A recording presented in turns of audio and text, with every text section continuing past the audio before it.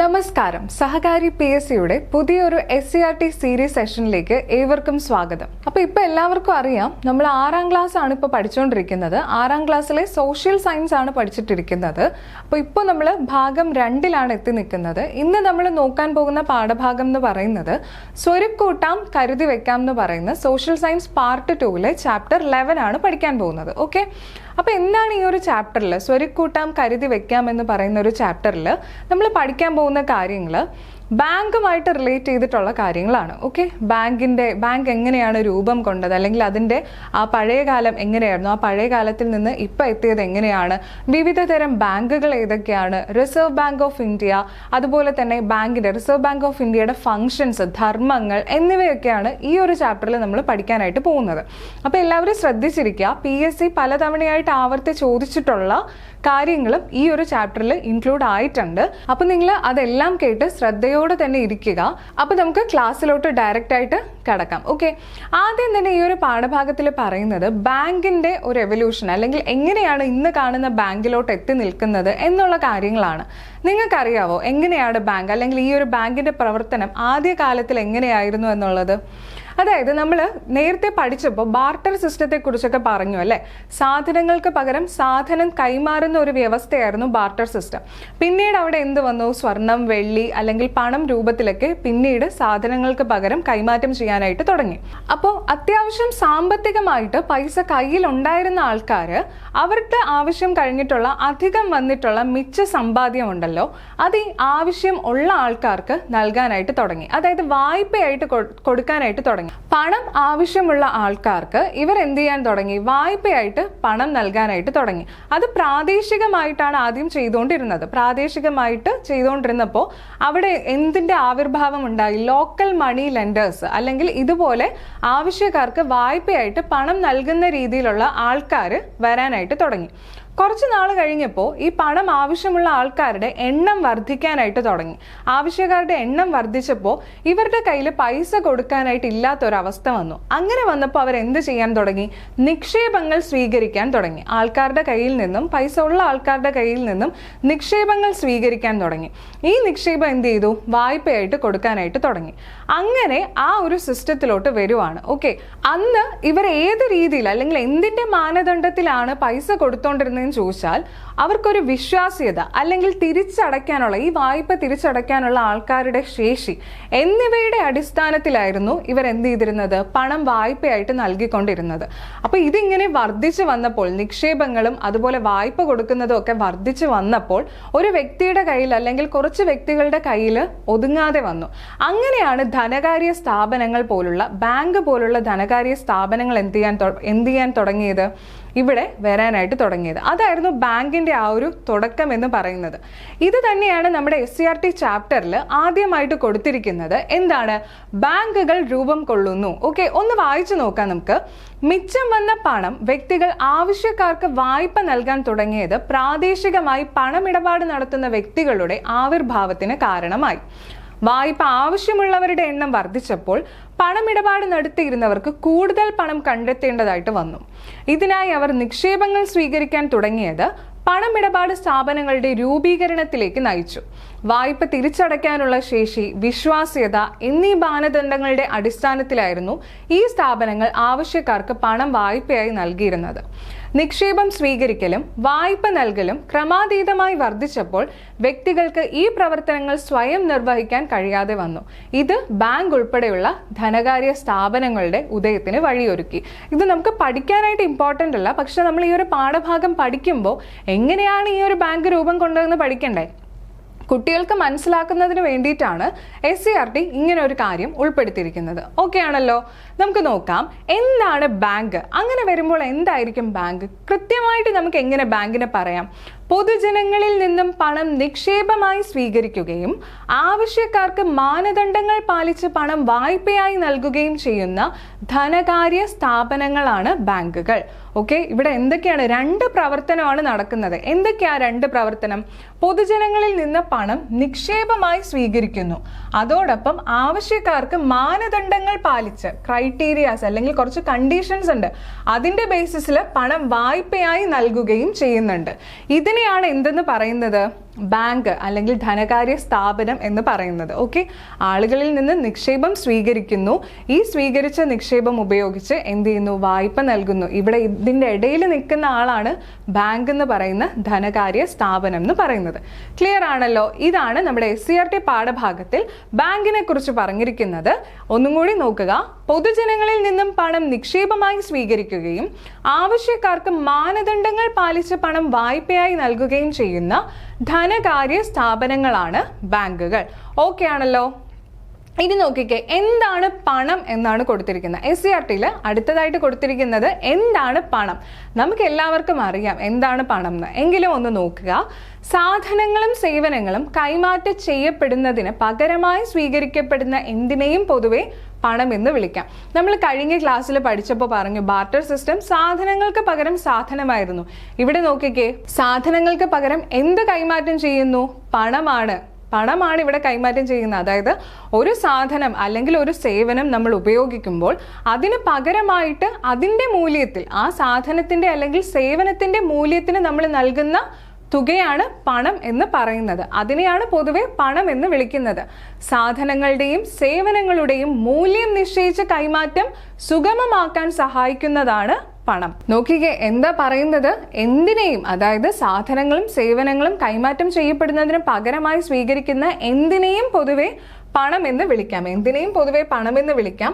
സാധനങ്ങളുടെയും സേവനങ്ങളുടെയും മൂല്യം നിശ്ചയിച്ചാണ്. എന്തെങ്കിലും ആണോ നമ്മൾ കൊടുക്കുന്നത്? ഒരു സാധനം വാങ്ങുമ്പോൾ തോന്നിയ പൈസയാണോ കൊടുക്കുന്നത്? ആ സാധനത്തിന്റെ മൂല്യം അനുസരിച്ചുള്ള തുകയാണ് നമ്മൾ എന്ത് ചെയ്യുന്നത്? പണമായിട്ട് നൽകുന്നത്. ഓക്കെ, വലിയ ഡീറ്റെയിൽഡ് ആയിട്ടൊന്നും ഇല്ല ഇവിടെ. ജസ്റ്റ് നിങ്ങൾ ഇതൊന്ന് മനസ്സിലാക്കിയാൽ മാത്രം മതി. SCERT പാഠഭാഗത്തിൽ ഉൾക്കൊള്ളിച്ചിട്ടുള്ളത് കൊണ്ട് മാത്രമാണ് നമ്മൾ ഇതിവിടെ ഡിസ്കസ് ചെയ്തത്. അപ്പൊ അതാണ് പണം എന്ന് പറയുന്നത്. ഇനി നോക്കിക്കേ, എന്താണ് ബാങ്ക്? എങ്ങനെയാണ് ഈ ബാങ്ക് എന്ന് പറയുന്ന ഒരു ടേം അല്ലെങ്കിൽ ആ ഒരു വാക്ക് രൂപം കൊണ്ടത് എന്നാണ് ഇവിടെ പറഞ്ഞിരിക്കുന്നത്. ഇറ്റാലിയൻ ഭാഷയിലെ ബാങ്ക, അതുപോലെ ഫ്രഞ്ച് ഭാഷയിലെ ബാങ്ക് എന്നീ പദങ്ങളിൽ നിന്നാണ് ഇംഗ്ലീഷ് ഭാഷയിലെ ബാങ്ക് എന്ന വാക്ക് ഉണ്ടായത്. രണ്ട് വാക്കുകളുടെയും അർത്ഥം ബെഞ്ച് എന്നാണ്. പണ്ട് ഇറ്റാലിയൻ തെരുവുകളിൽ സ്വർണവും വെള്ളിയും ഒക്കെ ഈടായി സ്വീകരിച്ച് വ്യാപാരികൾ കടം കൊടുത്തിരുന്നു. നാണയങ്ങൾ നിരത്തിവെച്ച ബെഞ്ചുകളിൽ ഇരുന്നാണ് അവർ ഇടപാടുകൾ നടത്തിയിരുന്നത്. അപ്പൊ നോക്കിക്കേ, ഏതൊക്കെയാ? രണ്ട് ഭാഷയിൽ നിന്നാണ് നമ്മുടെ ഇംഗ്ലീഷ് ഭാഷയിലെ ബാങ്ക് രൂപം കൊണ്ടത്. ഏതൊക്കെയാണ് ആ രണ്ട് ഭാഷ? ഇറ്റാലിയൻ ഭാഷയിലെ ബാങ്കയും അതുപോലെ ഫ്രഞ്ച് ഭാഷയിലെ ബാങ്ക്. സ്പെല്ലിംഗ് നോക്ക്, രണ്ടിന്റെ സ്പെല്ലിംഗ് വ്യത്യാസമുണ്ട്. ഇത് BANCA ആണ്. ഫ്രഞ്ച് ഭാഷയിലാവുമ്പോൾ BANQUE ആണ് ബാങ്ക് എന്ന് പറയുന്നത്. ഈ രണ്ട് ഭാഷകളിൽ നിന്നാണ് ഇംഗ്ലീഷ് ഭാഷയിലെ ഏത് രൂപം കൊണ്ടത്? ബാങ്ക്. ഇന്ന് നമ്മൾ കാണുന്ന BANK ബാങ്ക് രൂപം കൊണ്ടത്. ഓക്കെ, ഈ രണ്ട് വാക്കുകളുടെയും അർത്ഥം എന്താണ്? ബെഞ്ച് എന്നാണ് അർത്ഥം. നമുക്ക് എപ്പോഴെങ്കിലും ഒരു ഐഡിയ ഉണ്ടായിരുന്നോ ഈ ബാങ്ക് എന്ന വാക്കിന്റെ അർത്ഥം ബെഞ്ച് എന്നാണെന്ന്? എനിക്ക് ഐഡിയ ഇല്ലായിരുന്നു. ഈ ഒരു SCERT പാഠഭാഗത്തിൽ നോക്കിയപ്പോഴാണ് ബെഞ്ച് എന്നാണ് ബാങ്കിന്റെ അർത്ഥം എന്ന് മനസ്സിലായത്. ഓക്കെ, എന്താണ് ഈ ഒരു ബെഞ്ച് എന്നതുകൊണ്ട് ഉദ്ദേശിക്കുന്നത്? അല്ലെങ്കിൽ എന്താ ഈ ബെഞ്ച് എന്നുള്ള ഒരു പേര് വരാൻ കാരണം, അങ്ങനെ ഒരു അർത്ഥം വരാൻ കാരണം എന്താ? പണ്ട് സ്വർണവും വെള്ളിയൊക്കെ തെരുവിൽ എന്ത് ചെയ്തു? ഈടായി സ്വീകരിച്ച് പണം കടം കൊടുത്തിരുന്നു. ഒരു ബെഞ്ചിൽ ഇരുന്നിട്ടാണ്, ഈ പിക്ചർ നോക്കി കഴിഞ്ഞാൽ നിങ്ങൾക്ക് മനസ്സിലാവും, നാണയങ്ങൾ നിരത്തിവെച്ച ബെഞ്ചുകളിൽ ഇരുന്നാണ് അവർ ഇടപാടുകൾ നടത്തിയിരുന്നത്. ഒന്നും കൂടെ നോക്കുക, പണ്ട് ഇറ്റാലിയൻ തെരുവുകളിൽ സ്വർണവും വെള്ളിയും ഒക്കെ ഈടായി സ്വീകരിച്ച് വ്യാപാരികൾ പണം കടം കൊടുത്തിരുന്നു. നാണയങ്ങൾ നിരത്തിവെച്ച ബെഞ്ചുകളിൽ ഇരുന്നാണ് അവർ എന്ത് ചെയ്തിരുന്നത്? ഇടപാടുകൾ നടത്തിയിരുന്നത്. അങ്ങനെയാണ് ഈ ബാങ്കിന് ബെഞ്ച് എന്നുള്ളൊരു അർത്ഥം വരുന്നത്. ഓക്കെ, ഇൻട്രസ്റ്റിംഗ് അല്ലേ? അപ്പൊ ഇതൊന്നും അറിയാതിരുന്നവര് ഇപ്പൊ ഒന്ന് മനസ്സിലാക്കുക. ബാങ്കിന്റെ അർത്ഥം എന്താണ്? ബെഞ്ച് എന്നാണ്. ഇറ്റാലിയൻ ഭാഷയിൽ നിന്നും ഫ്രഞ്ച് ഭാഷയിൽ നിന്നും രൂപം കൊണ്ടതാണ് ഇംഗ്ലീഷ് ഭാഷയിലെ ബാങ്ക് എന്ന വാക്ക്. ബാങ്കിന്റെ അർത്ഥം എന്താണ്? ബെഞ്ച് എന്നാണ് ഇതിന്റെ അർത്ഥം എന്ന് പറയുന്നത്. ക്ലിയർ ആണല്ലോ? അടുത്ത നോക്കിക്കേ, ഇവിടെ നമ്മുടെ ഇംഗ്ലീഷ് ഈസ്റ്റ് ഇന്ത്യ കമ്പനിയുടെ വരവോടുകൂടിയാണ് ഇന്ത്യയിൽ പുതിയൊരു ബാങ്കിങ് സമ്പ്രദായത്തിന് തുടക്കം കുറിച്ചതെന്ന് SCERT പാഠഭാഗത്തിൽ പറയുന്നുണ്ട്. ഇംഗ്ലീഷ് ഈസ്റ്റ് ഇന്ത്യ കമ്പനിയുടെ വരവോടുകൂടിയാണ് ഇന്ത്യയിൽ പുതിയൊരു ബാങ്കിങ് സമ്പ്രദായത്തിന് തുടക്കം കുറിച്ചത്. ഈ ഒരു ഭാഗത്ത് നിന്ന് ഒരു സ്റ്റേറ്റ്മെന്റ് ടൈപ്പ് ക്വസ്റ്റ്യൻ വരാനുള്ള എല്ലാ ഇമ്പോർട്ടൻറ്റ് പോയിന്റ്സും ഇവിടെ അടങ്ങിയിട്ടുണ്ട്. ഇത് ഒന്നുപോലും നിങ്ങൾക്ക് കളയേണ്ടതായിട്ടില്ല, എല്ലാം ഇമ്പോർട്ടൻ്റ് തന്നെയാണ്. അപ്പോൾ ഇങ്ങനെ ഒരു സ്റ്റേറ്റ്മെൻറ്റ് വരുവാണെന്ന് വിചാരിക്കുക. ഇംഗ്ലീഷ് ഈസ്റ്റ് ഇന്ത്യ കമ്പനിയുടെ വരവോട് കൂടിയാണ് ഇന്ത്യയിൽ പുതിയൊരു ബാങ്കിങ് സമ്പ്രദായം രൂപീകരിച്ചത് അല്ലെങ്കിൽ ആരംഭിച്ചത്, അതിനൊരു തുടക്കം കുറിച്ചത് എന്നൊക്കെ ചോദിച്ചു കഴിഞ്ഞാൽ ആ സ്റ്റേറ്റ്മെൻറ്റ് ശരിയാണ്. അപ്പോൾ ആദ്യത്തെ ബാങ്ക് ഏതാണ്? 1770 രൂപം കൊണ്ട ബാങ്ക് ഓഫ് ഹിന്ദുസ്ഥാൻ ആണ് ഇന്ത്യയിലെ ആദ്യ ബാങ്ക്. വർഷം എല്ലാം ഇമ്പോർട്ടൻ്റ് ആണ്, നോക്കി വെക്കുക. 1770 സ്ഥാപിതമായ ബാങ്ക് ഓഫ് ഹിന്ദുസ്ഥാൻ ആണ് ഇന്ത്യയിലെ ആദ്യ ബാങ്ക്. ഓക്കെ, സ്റ്റേറ്റ്മെന്റ് ടൈപ്പിലും വരാം, അല്ലെങ്കിൽ അല്ലാതെ MCQ ക്വസ്റ്റ്യൻ ആയിട്ടും വരാനായിട്ട് ചാൻസ് ഉള്ളതാണ്. ഇന്ത്യയിലെ ആദ്യ ബാങ്ക് ഏതാണ് എന്ന് ചോദിച്ചു കഴിഞ്ഞാൽ ഏതാണ്? Bank of Hindustan. ഇന്ത്യയിലെ ആദ്യ ബാങ്ക് ബാങ്ക് ഓഫ് ഹിന്ദുസ്ഥാൻ. ഏത് വർഷം രൂപം കൊണ്ടു? 1770 രൂപം കൊണ്ടു. 1770 രൂപം കൊണ്ട ബാങ്ക് ഓഫ് ഹിന്ദുസ്ഥാൻ ആണ് ഇന്ത്യയിലെ ആദ്യ ബാങ്ക് എന്ന് പറയുന്നത്. അങ്ങനെയാണെങ്കിൽ നോക്കിക്കേ, തൊട്ടടുത്ത് തന്നെ തന്നിട്ടുണ്ട് കേരളത്തിലെ ആദ്യ ബാങ്ക് ഏതാണ്? കേരളത്തിലെ ആദ്യ ബാങ്ക് ഏതാണ്? നെടുങ്ങാടി ബാങ്ക് ആണ്. കോഴിക്കോട് ആസ്ഥാനമായി സ്ഥാപിതമായ നെടുങ്ങാടി ബാങ്ക് ആണ് കേരളത്തിലെ ആദ്യത്തെ ബാങ്ക് എന്ന് പറയുന്നത്. ഏത് വർഷം രൂപം കൊണ്ടു? അതും നമ്മുടെ SCERT ടെക്സ്റ്റിൽ തന്നിട്ടുണ്ട്. 1899. 1899 രൂപം കൊണ്ട, കോഴിക്കോട് ആസ്ഥാനമായി രൂപം കൊണ്ട നെടുങ്ങാടി ബാങ്ക് ആണ് കേരളത്തിലെ ആദ്യത്തെ ബാങ്ക് എന്ന് പറയുന്നത്. ഓക്കെ, ആരാണ് ഈ ഒരു നെടുങ്ങാടി ബാങ്ക് രൂപീകരിച്ചത്? അപ്പു നെടുങ്ങാടിയാണ്. അതും ക്ലിയർ ആയിട്ട് തന്നിട്ടുണ്ട്. അപ്പു നെടുങ്ങാടിയാണ് ഈ ഒരു ബാങ്ക് സ്ഥാപിച്ചത്. എങ്ങനെയുള്ള ബാങ്കാണത്? സ്വകാര്യ ബാങ്കാണ്. ഏത് തരത്തിലുള്ള ബാങ്കാണ്? സ്വകാര്യ ബാങ്കാണ്. ഇവിടുന്ന് നിങ്ങൾക്ക് 3 പോയിന്റ്സ് ആണ് കിട്ടുന്നത്. എന്തൊക്കെയാണ്? കേരളത്തിലെ ആദ്യ ബാങ്ക് നെടുങ്ങാടി ബാങ്ക്. വർഷം 1899. എങ്ങനത്തെ ബാങ്ക് ആയിരുന്നു ഇത്? സ്വകാര്യ ബാങ്ക് ആണ്. നിങ്ങൾ ഇത് സ്കിപ്പ് ചെയ്ത് കളയരുത്. ഒരു പ്രീവിയസ് ഇയർ ക്വസ്റ്റ്യൻ ആണ്. കേരളത്തിലെ ആദ്യത്തെ സ്വകാര്യ ബാങ്ക് ഏതായിരുന്നു എന്നാണ് ഈ റീസെന്റ് ആയിട്ട് ചോദിച്ച 10th പ്രിലിംസിൽ ചോദിച്ചിട്ടുള്ളത് കേട്ടോ. അപ്പോൾ ഇത് അത്രയും ഇമ്പോർട്ടൻ്റ് ആണ്, മനസ്സിലാക്കി വെക്കുക. 1799 കോഴിക്കോട് ആസ്ഥാനമായി രൂപീകരിച്ച നെടുങ്ങാടി ബാങ്ക് ആണ് കേരളത്തിലെ ആദ്യത്തെ ബാങ്ക്. അതൊരു സ്വകാര്യ ബാങ്ക് ആയിരുന്നു. ഓക്കെ, ക്ലിയർ ആണല്ലോ. അടുത്ത നമ്മുടെ SCERT തന്നിട്ടുള്ളത് 1935 രൂപം കൊണ്ട റിസർവ് ബാങ്ക് ഓഫ് ഇന്ത്യയാണ് ഇന്ത്യയുടെ കേന്ദ്ര ബാങ്ക് എന്നറിയപ്പെടുന്നത്. ഇത് നമുക്ക് അറിയുന്നതാണ് അല്ലേ, കുഞ്ഞിലേ തൊട്ടേ നമ്മൾ പഠിക്കുന്ന കാര്യമാണ്. ഇന്ത്യയുടെ കേന്ദ്ര ബാങ്ക് എന്നറിയപ്പെടുന്നത് ഏതാണ്? റിസർവ് ബാങ്ക് ഓഫ് ഇന്ത്യയാണ്. റിസർവ് ബാങ്ക് ഓഫ് ഇന്ത്യയാണ് ഇന്ത്യയുടെ കേന്ദ്ര ബാങ്ക് എന്നറിയപ്പെടുന്നത്. ഏത് വർഷം രൂപം കൊണ്ടു? 1935. 1935 സ്ഥാപിക്കപ്പെട്ട റിസർവ് ബാങ്ക് ഓഫ് ഇന്ത്യയാണ് ഇന്ത്യയുടെ കേന്ദ്ര ബാങ്ക് എന്നറിയപ്പെടുന്നത്. ആസ്ഥാനം എവിടെയാണ്? റിസർവ് ബാങ്ക് ഓഫ് ഇന്ത്യയുടെ ആസ്ഥാനം മുംബൈ ആണ് അല്ലേ. മുംബൈയിലാണ് കേന്ദ്ര ബാങ്കായ റിസർവ് ബാങ്ക് ഓഫ് ഇന്ത്യയുടെ ആസ്ഥാനം എവിടെയാണ്? മുംബൈയിലാണ്. ഇനി നോക്കിക്കേ, റിസർവ് ബാങ്ക് ഓഫ് ഇന്ത്യയുടെ പ്രധാന ധർമ്മങ്ങൾ എന്തൊക്കെയാണെന്ന് നോക്കാമെന്ന് പറഞ്ഞിട്ട് ഒരു പിക്ചർ പ്രസന്റേഷൻ ഇവിടെ തന്നിട്ടുണ്ട്. ഒരു ഫ്ലോ ചാർട്ടായിട്ട് തന്നിരിക്കുകയാണ്. എന്തൊക്കെയാണ് റിസർവ് ബാങ്ക് ഓഫ് ഇന്ത്യയുടെ പ്രധാന ധർമ്മങ്ങൾ അല്ലെങ്കിൽ ഫങ്ഷൻസ് എന്തൊക്കെയാണ് എന്നാണ് ഇവിടെ തന്നിരിക്കുന്നത്.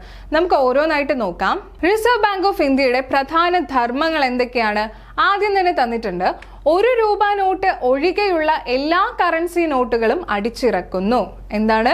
1 രൂപ നോട്ട് ഒഴികെയുള്ള എല്ലാ കറൻസി നോട്ടുകളും അച്ചടിക്കുന്നത് ആരാണ്?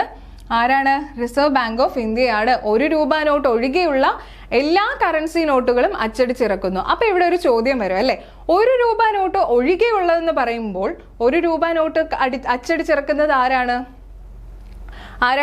മിനിസ്ട്രി ഓഫ് ഫിനാൻസ് ആണ് അല്ലെ. മിനിസ്ട്രി ഓഫ് ഫിനാൻസ് അല്ലെങ്കിൽ ധനകാര്യ മന്ത്രാലയമാണ് 1 രൂപ നോട്ട് അച്ചടിച്ചിറക്കുന്നത്. 1 രൂപ നോട്ട് അച്ചടിച്ചിറക്കുന്നത് ആരാണ്? മിനിസ്ട്രി ഓഫ് ഫിനാൻസ് അല്ലെങ്കിൽ ധനകാര്യ മന്ത്രാലയമാണ് 1 രൂപ നോട്ട് അച്ചടിക്കുന്നത്. അങ്ങനെ വരുമ്പോൾ നോക്കിക്കേ, റിസർവ് ബാങ്ക് ഓഫ് ഇന്ത്യയുടെ ഏറ്റവും പ്രധാനപ്പെട്ട ധർമ്മത്തിൽ ഒന്നാണ് 1 രൂപ നോട്ട് ഒഴികെയുള്ള എല്ലാ കറൻസി നോട്ടുകളും അച്ചടിച്ചിറക്കുന്നു. അടുത്ത നോക്കിക്കേ, രണ്ടാമത് തന്നിട്ടുള്ളത് വായ്പ നിയന്ത്രിക്കുന്നു എന്നാണ്. വായ്പ നിയന്ത്രിക്കുന്നു, അതായത് ലോണിന്റെ സർക്കുലേഷൻസ് ഒക്കെ നിയന്ത്രിക്കുന്നത് ആരാണ്? റിസർവ് ബാങ്ക് ഓഫ് ഇന്ത്യയാണ്. മൂന്നാമത് തന്നിട്ടുള്ള ഫംഗ്ഷൻ ഇങ്ങനെയാണ്, ബാങ്കുകളുടെ ബാങ്ക് എന്നറിയപ്പെടുന്നു. പ്രീവിയസ് ഇയർ ക്വസ്റ്റ്യൻ ആണ് അല്ലേ. ബാങ്കുകളുടെ ബാങ്ക് എന്നറിയപ്പെടുന്നത് ആരാണെന്ന് ചോദിച്ചിട്ട് 4 ഓപ്ഷൻസ് തരും. ആരാണ്? റിസർവ് ബാങ്ക് ഓഫ് ഇന്ത്യയാണ്. ബാങ്കുകളുടെ ബാങ്ക് എന്നറിയപ്പെടുന്നത് ആരാണ്? റിസർവ് ബാങ്ക് ഓഫ് ഇന്ത്യയാണ്. അതുപോലെ നാലാമത്തെ ധർമ്മമായിട്ട് തന്നിരിക്കുന്നത് ഗവൺമെന്റിന്റെ ബാങ്കായി പ്രവർത്തിക്കുന്നു. ഗവൺമെന്റിന്റെ ബാങ്കായി പ്രവർത്തിക്കുന്നു. ഏതാണ്? Reserve bank of India. ഈ നാലും സ്റ്റേറ്റ്മെന്റ് ആയിട്ട് ചോദിക്കാം, അല്ലെങ്കിൽ വൺ വേർഡ് ക്വസ്റ്റ്യൻ ആയിട്ടും ചോദിക്കാൻ പറ്റുന്ന ഫങ്ഷൻസ് ആണ് ഈ തന്നിരിക്കുന്നത്. ഒന്നും കൂടി ശ്രദ്ധിക്കുക, എന്തൊക്കെയാണ്? 1 രൂപ നോട്ട് ഒഴികെയുള്ള എല്ലാ കറൻസി നോട്ടുകളും അച്ചടിച്ചിറക്കുന്നു. അതുപോലെ ബാങ്കുകളുടെ ബാങ്ക് എന്നറിയപ്പെടുന്നു. മൂന്നാമത് എന്താണ്? ഗവൺമെന്റിന്റെ ബാങ്കായി പ്രവർത്തിക്കുന്നു. 4 വായ്പ നിയന്ത്രിക്കുന്നു. അല്ലെ? അപ്പൊ ഇത്രയും കാര്യങ്ങളാണ് റിസർവ് ബാങ്ക് ഓഫ് ഇന്ത്യയുടെ പ്രധാന ധർമ്മങ്ങളിൽ വരുന്നത്. എന്തൊക്കെയാണ്? 1 രൂപ നോട്ട് ഒഴികെയുള്ള എല്ലാ കറൻസി നോട്ടുകളും അച്ചടിച്ചിറക്കുന്നു. ബാങ്കുകളുടെ ബാങ്ക് എന്നറിയപ്പെടുന്നു. ഗവൺമെന്റിന്റെ ബാങ്കായി പ്രവർത്തിക്കുന്നു. വായ്പ നിയന്ത്രിക്കുന്നു. അപ്പൊ നമുക്കൊരു കൺഫ്യൂഷൻ വരാം, എങ്ങനെയാണ് റിസർവ് ബാങ്ക് ഓഫ് ഇന്ത്യ വായ്പ നിയന്ത്രിക്കുന്നത് അല്ലെങ്കിൽ ലോൺ കൺട്രോൾ ചെയ്യുന്നത് എങ്ങനെയാണെന്ന്? അതിന് റിസർവ് ബാങ്ക് ഓഫ് ഇന്ത്യക്ക് പലതരത്തിലുള്ള പോളിസീസ് ഉണ്ട്. നമ്മൾ മോണിറ്ററി പോളിസി എന്നൊക്കെ പറഞ്ഞ് പഠിക്കുന്നുണ്ട്. എന്തൊക്കെയാണ് ആ പോളിസീസ്? അല്ലെങ്കിൽ ആ ഒരു ക്രെഡിറ്റ് കൺട്രോൾ ചെയ്യുന്നതിന് വേണ്ടിയിട്ട് RBI എന്തൊക്കെ ഉപകരണങ്ങളാണ് ഉപയോഗിക്കുന്നത് എന്ന് നോക്കാം. എന്തൊക്കെയായിരിക്കും വായ്പ നിയന്ത്രിക്കുന്നതിന് വേണ്ടിയിട്ട് RBI ഉപയോഗിക്കുന്ന ഉപകരണങ്ങൾ എന്ന് പറയുന്നത്? ഒന്ന് നമുക്ക് അറിയാം, നമ്മൾ കേട്ടിട്ടുണ്ട് റിപ്പോ റേറ്റ്. അല്ലെ? എന്താണ്? Repo rate. അതുപോലെ തന്നെ റിവേഴ്സ് റിപ്പോ റേറ്റ്. പിന്നെന്താ? CRR ഉണ്ട് അല്ലെ? ക്യാഷ് റിസർവ് റേഷ്യോ എന്ന് പറയുന്ന CRR. അതുപോലെ സ്റ്റാറ്റ്യൂട്ടറി ലിക്വിഡിറ്റി റേഷ്യോ എന്നിങ്ങനെയുള്ള പലതരത്തിലുള്ള ഉപകരണങ്ങൾ ഉപയോഗിച്ചുകൊണ്ടാണ് RBI വായ്പ നിയന്ത്രിക്കുന്നത്. ഓക്കെ, എങ്ങനെയാണ്? Repo rate, reverse repo rate, അതുപോലെ CRR cash reserve ratio, SLR bank rate പോലുള്ള ടൂൾസ് ഉപയോഗിച്ചുകൊണ്ടാണ് RBI എന്ത് ചെയ്യുന്നത്? വായ്പ നിയന്ത്രിക്കുന്നത്. അപ്പൊ എന്താണ് ഈ റിപ്പോ റേറ്റ് എന്ന് പറയുന്നത്? റിപ്പോ റേറ്റ് എന്ന് പറയുന്നത്, നിങ്ങൾ സിമ്പിൾ ആയിട്ട് കുറച്ച് കാര്യങ്ങൾ മാത്രം ഇവിടെ ഒന്ന് മനസ്സിലാക്കി വെക്കുക. ഒരുപാട് ഡീറ്റെയിൽഡ് ആയിട്ട് ഇത് പഠിക്കണ്ട, ജസ്റ്റ് ഒന്ന് കേട്ടിരിക്കുക. റിപ്പോ റേറ്റ് എന്ന് പറയുമ്പോൾ എന്താണ്? RBIയിൽ നിന്നും ഹ്രസ്വകാല അടിസ്ഥാനത്തിൽ വാണിജ്യ ബാങ്കുകൾ RBIയിൽ നിന്നും കടം സ്വീകരിക്കുകയാണ് അല്ലെങ്കിൽ വായ്പ സ്വീകരിക്കുകയാണ്. അതിന് RBI ചുമത്തുന്ന ഒരു റേറ്റ് ആണ് റിപ്പോ റേറ്റ് എന്ന് പറയുന്നത്. ഓക്കെ, എന്താണ്? വാണിജ്യ ബാങ്കുകൾ RBIയിൽ നിന്നും വായ്പ സ്വീകരിക്കുമ്പോൾ RBI നൽകുന്ന അല്ലെങ്കിൽ ഒരു റേറ്റിലായിരിക്കും RBI കൊടുക്കുന്നത്. ആ റേറ്റിനെയാണ് എന്തെന്ന് പറയുന്നത്? റിപ്പോ റേറ്റ് എന്ന് പറയുന്നത്. അപ്പൊ റിവേഴ്സ് റിപ്പോ റേറ്റ് എന്ന് പറയുമ്പോൾ ഇതിന് നേരെ തിരിച്ചാണ്. അതായത് RBI ബാങ്കിൽ നിന്നും സ്വീകരിക്കുമ്പോൾ, ഇപ്പൊ വാണിജ്യ ബാങ്കിൽ ആവശ്യങ്ങളെല്ലാം കഴിഞ്ഞിട്ട് ഒരു സർപ്ലസ് എമൗണ്ട് ഉണ്ടെന്ന് വിചാരിക്കുക. അപ്പൊ എന്ത് ചെയ്യാം? ഈ ഒരു ബാങ്കിന് RBIയിൽ ഈ ഒരു സർപ്ലസ് ആയിട്ടുള്ള എമൗണ്ടിനെ അല്ലെങ്കിൽ അധികം വന്നിട്ടുള്ള ഈ ഒരു എമൗണ്ടിനെ RBIയിൽ സൂക്ഷിക്കാം. അതിനൊരു പെർട്ടിക്കുലർ റേറ്റിൽ ഇൻട്രസ്റ്റ് കിട്ടും ഈ വാണിജ്യ ബാങ്കുകൾക്ക്. അപ്പൊ ചുമ്മാ വെറുതെ ആ ഒരു പൈസ വെക്കണോ, അതോ ആ പൈസ കൊണ്ട് RBIയിൽ ഇടുമ്പോൾ RBI അതിന് ഇൻട്രസ്റ്റ് കൊടുക്കുന്നതായിരിക്കും ഏറ്റവും നല്ലത്. അങ്ങനെ വരുമ്പോൾ എന്ത് ചെയ്യാൻ പറ്റും? അവിടെ ഒരു പണത്തിന് നിയന്ത്രണം ഉണ്ടാവും. നമ്മുടെ എക്കണോമിയിൽ ഈ ഒരു പണത്തിന്റെ സർക്കുലേഷൻ കുറയ്ക്കാനായിട്ട് പറ്റും. അധികം വന്നിട്ടുള്ള ഈ എമൗണ്ട് RBIയിൽ റിസർവ് ആയിട്ട് നമ്മൾ കൊണ്ട് വെക്കുമ്പോൾ അതിന് ഇൻട്രസ്റ്റും കിട്ടും, അതിനായിട്ടുള്ള ആ ഒരു എക്കണോമിയിലെ പണത്തിന്റെ സർക്കുലേഷൻ കുറയ്ക്കാനും പറ്റും, വായ്പ നിയന്ത്രിക്കാനും പറ്റും. അതും RBIയുടെ ഒരു ടൂളാണ്. പിന്നെ എന്താണ്? CRR ക്യാഷ് റിസർവ് റേഷ്യോ എന്ന് പറയും. എന്താണ്? CRR cash reserve ratio. അതായത് വാണിജ്യ ബാങ്കുകളുടെ നിക്ഷേപത്തിലെ ഒരു നിശ്ചിത ശതമാനത്തില് തുക എവിടെ നമ്മൾ സൂക്ഷിക്കേണ്ടതായിട്ടുണ്ട്? RBIയിൽ സൂക്ഷിക്കേണ്ടതായിട്ടുണ്ട്. അത് RBI നിശ്ചയിച്ചിട്ടുണ്ട് ആ ഒരു CRR റേറ്റ് എന്ന് പറയുന്നത്. അപ്പോൾ വാണിജ്യ ബാങ്കുകളുടെ കയ്യിൽ ആകെ മൊത്തം എത്ര നിക്ഷേപമുണ്ടോ അതിന്റെ ഒരു പെർട്ടിക്കുലർ പെർസെൻറ്റേജ് നമ്മൾ എവിടെ സൂക്ഷിക്കണം? RBIയിൽ നിക്ഷേപമായിട്ട് കരുതണം. അത് മാൻഡേറ്ററി ആയിട്ടുള്ള കാര്യമാണ്. അതുവഴി എന്ത് ചെയ്യാൻ പറ്റും? ബാക്കിയുള്ള തുക മാത്രമേ അവിടെ വായ്പയായിട്ട് പോകത്തുള്ളൂ, അല്ലെങ്കിൽ വാണിജ്യ ബാങ്കുകൾ വായ്പയായിട്ട് നൽകത്തുള്ളൂ. അപ്പൊ ഇത്രയും റേറ്റിലുള്ള എമൗണ്ട് നമ്മൾ RBIയിൽ റിസർവ് ആയിട്ട് സൂക്ഷിക്കണം. അതാണ് ക്യാഷ് റിസർവ് റേഷ്യോ എന്ന് പറയുന്നത്. ഇനി എന്താണ് SLR എന്ന് പറയുന്നത്? Statutory liquidity ratio.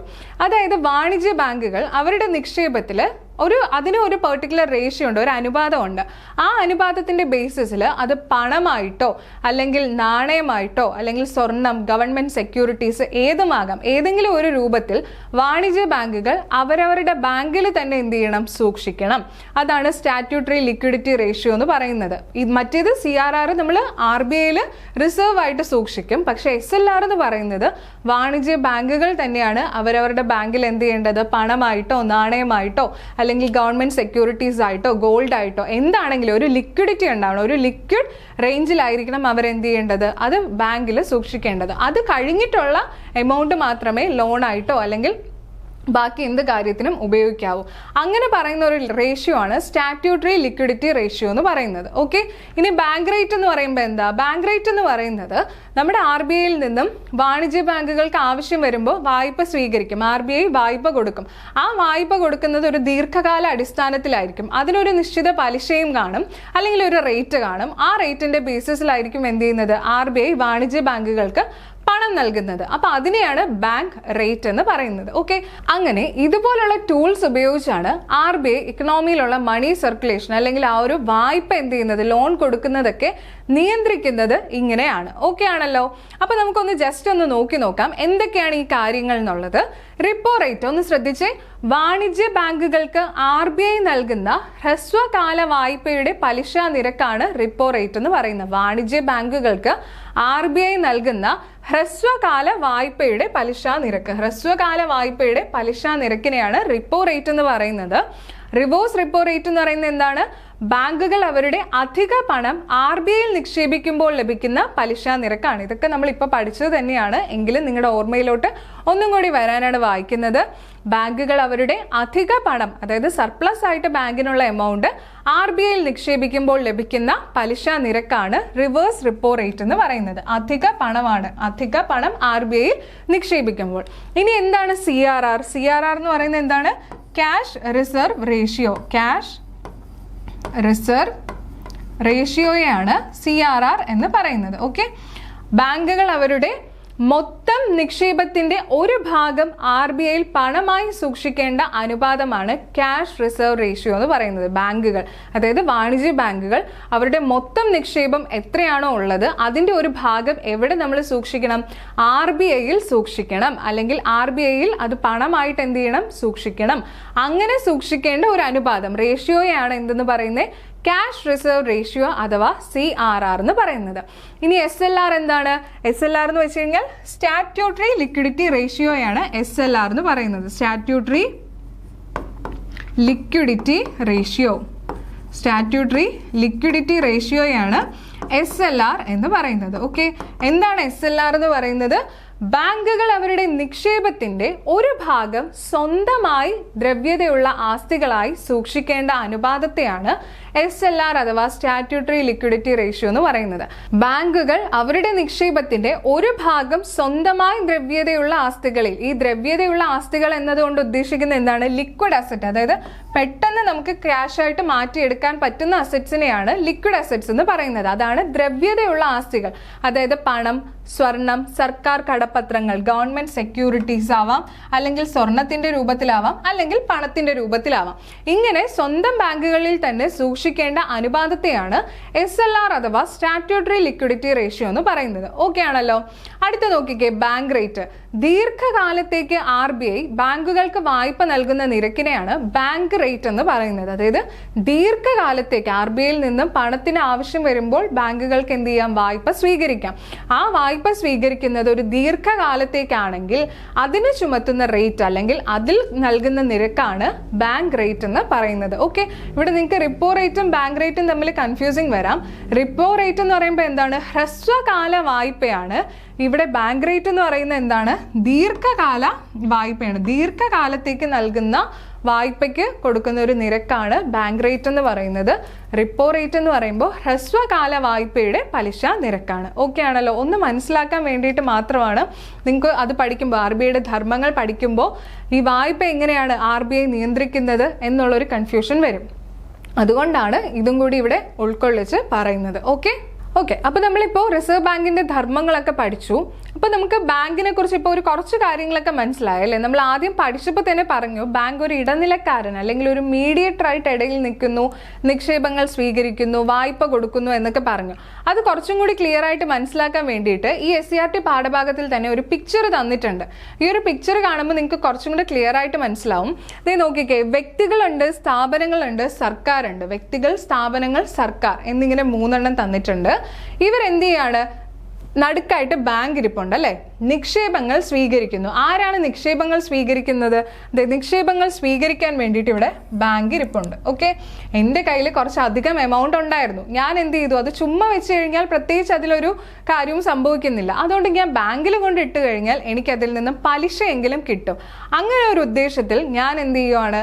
ബാങ്കിൽ കൊണ്ടുപോയി നിക്ഷേപിക്കുകയാണ് ഈ പണം. അപ്പോൾ ബാങ്ക് എന്ത് ചെയ്തു? എൻ്റെ നിക്ഷേപം സ്വീകരിച്ചു. ഇനി ബാങ്ക് എന്ത് ചെയ്യും? ഇപ്പോൾ ഇവിടെ എൻ്റെ നിക്ഷേപം കിടപ്പുണ്ട്. അപ്പം അത് കുറച്ച് ആൾക്കാർക്ക് പണം ആവശ്യമുള്ളതായിട്ടും ഉണ്ട്. അതായത് വായ്പ സ്വീകരിക്കാൻ അല്ലെങ്കിൽ ലോൺ എടുക്കാൻ വേണ്ടിയിട്ട് കാത്തു നിൽക്കുന്ന കുറച്ച് ആളുകളുമുണ്ട്. അപ്പോൾ എൻ്റെ പൈസ ഇവിടെ എന്തായാലും കിടക്കുവാണ്, അതിനൊരു കാലാവധിയും ഉണ്ട്. അപ്പോൾ ഈ പൈസ ചുമ്മാ കിടക്കുന്നതിനേക്കാളും അത് മറ്റൊരു ആവശ്യക്കാർക്ക് എടുത്ത് കൊടുത്തു കഴിഞ്ഞാൽ അവരുടെ നിന്ന് പലിശ മേടിക്കാനും പറ്റും അല്ലേ. ആ പലിശ എന്ത് ചെയ്യാം? ഞാൻ ഇട്ടിരിക്കുന്ന ഫിക്സഡ് ഡെപ്പോസിറ്റിൽ നിന്നും എനിക്കത് ഇൻട്രസ്റ്റ് ആയിട്ട് ബാങ്കിന് തരികയും ചെയ്യാം. അങ്ങനെ എന്ത് ചെയ്യുന്നു? ഞാൻ ഇട്ടിരിക്കുന്ന ഈ ഒരു ഡെപ്പോസിറ്റിനെ എടുത്ത് ആവശ്യമുള്ള വ്യക്തികൾക്ക് ബാങ്ക് കൊടുക്കുവാണ്. അങ്ങനെ വായ്പകൾ എന്ത് ചെയ്യുന്നു? ബാങ്ക് നൽകുന്നു.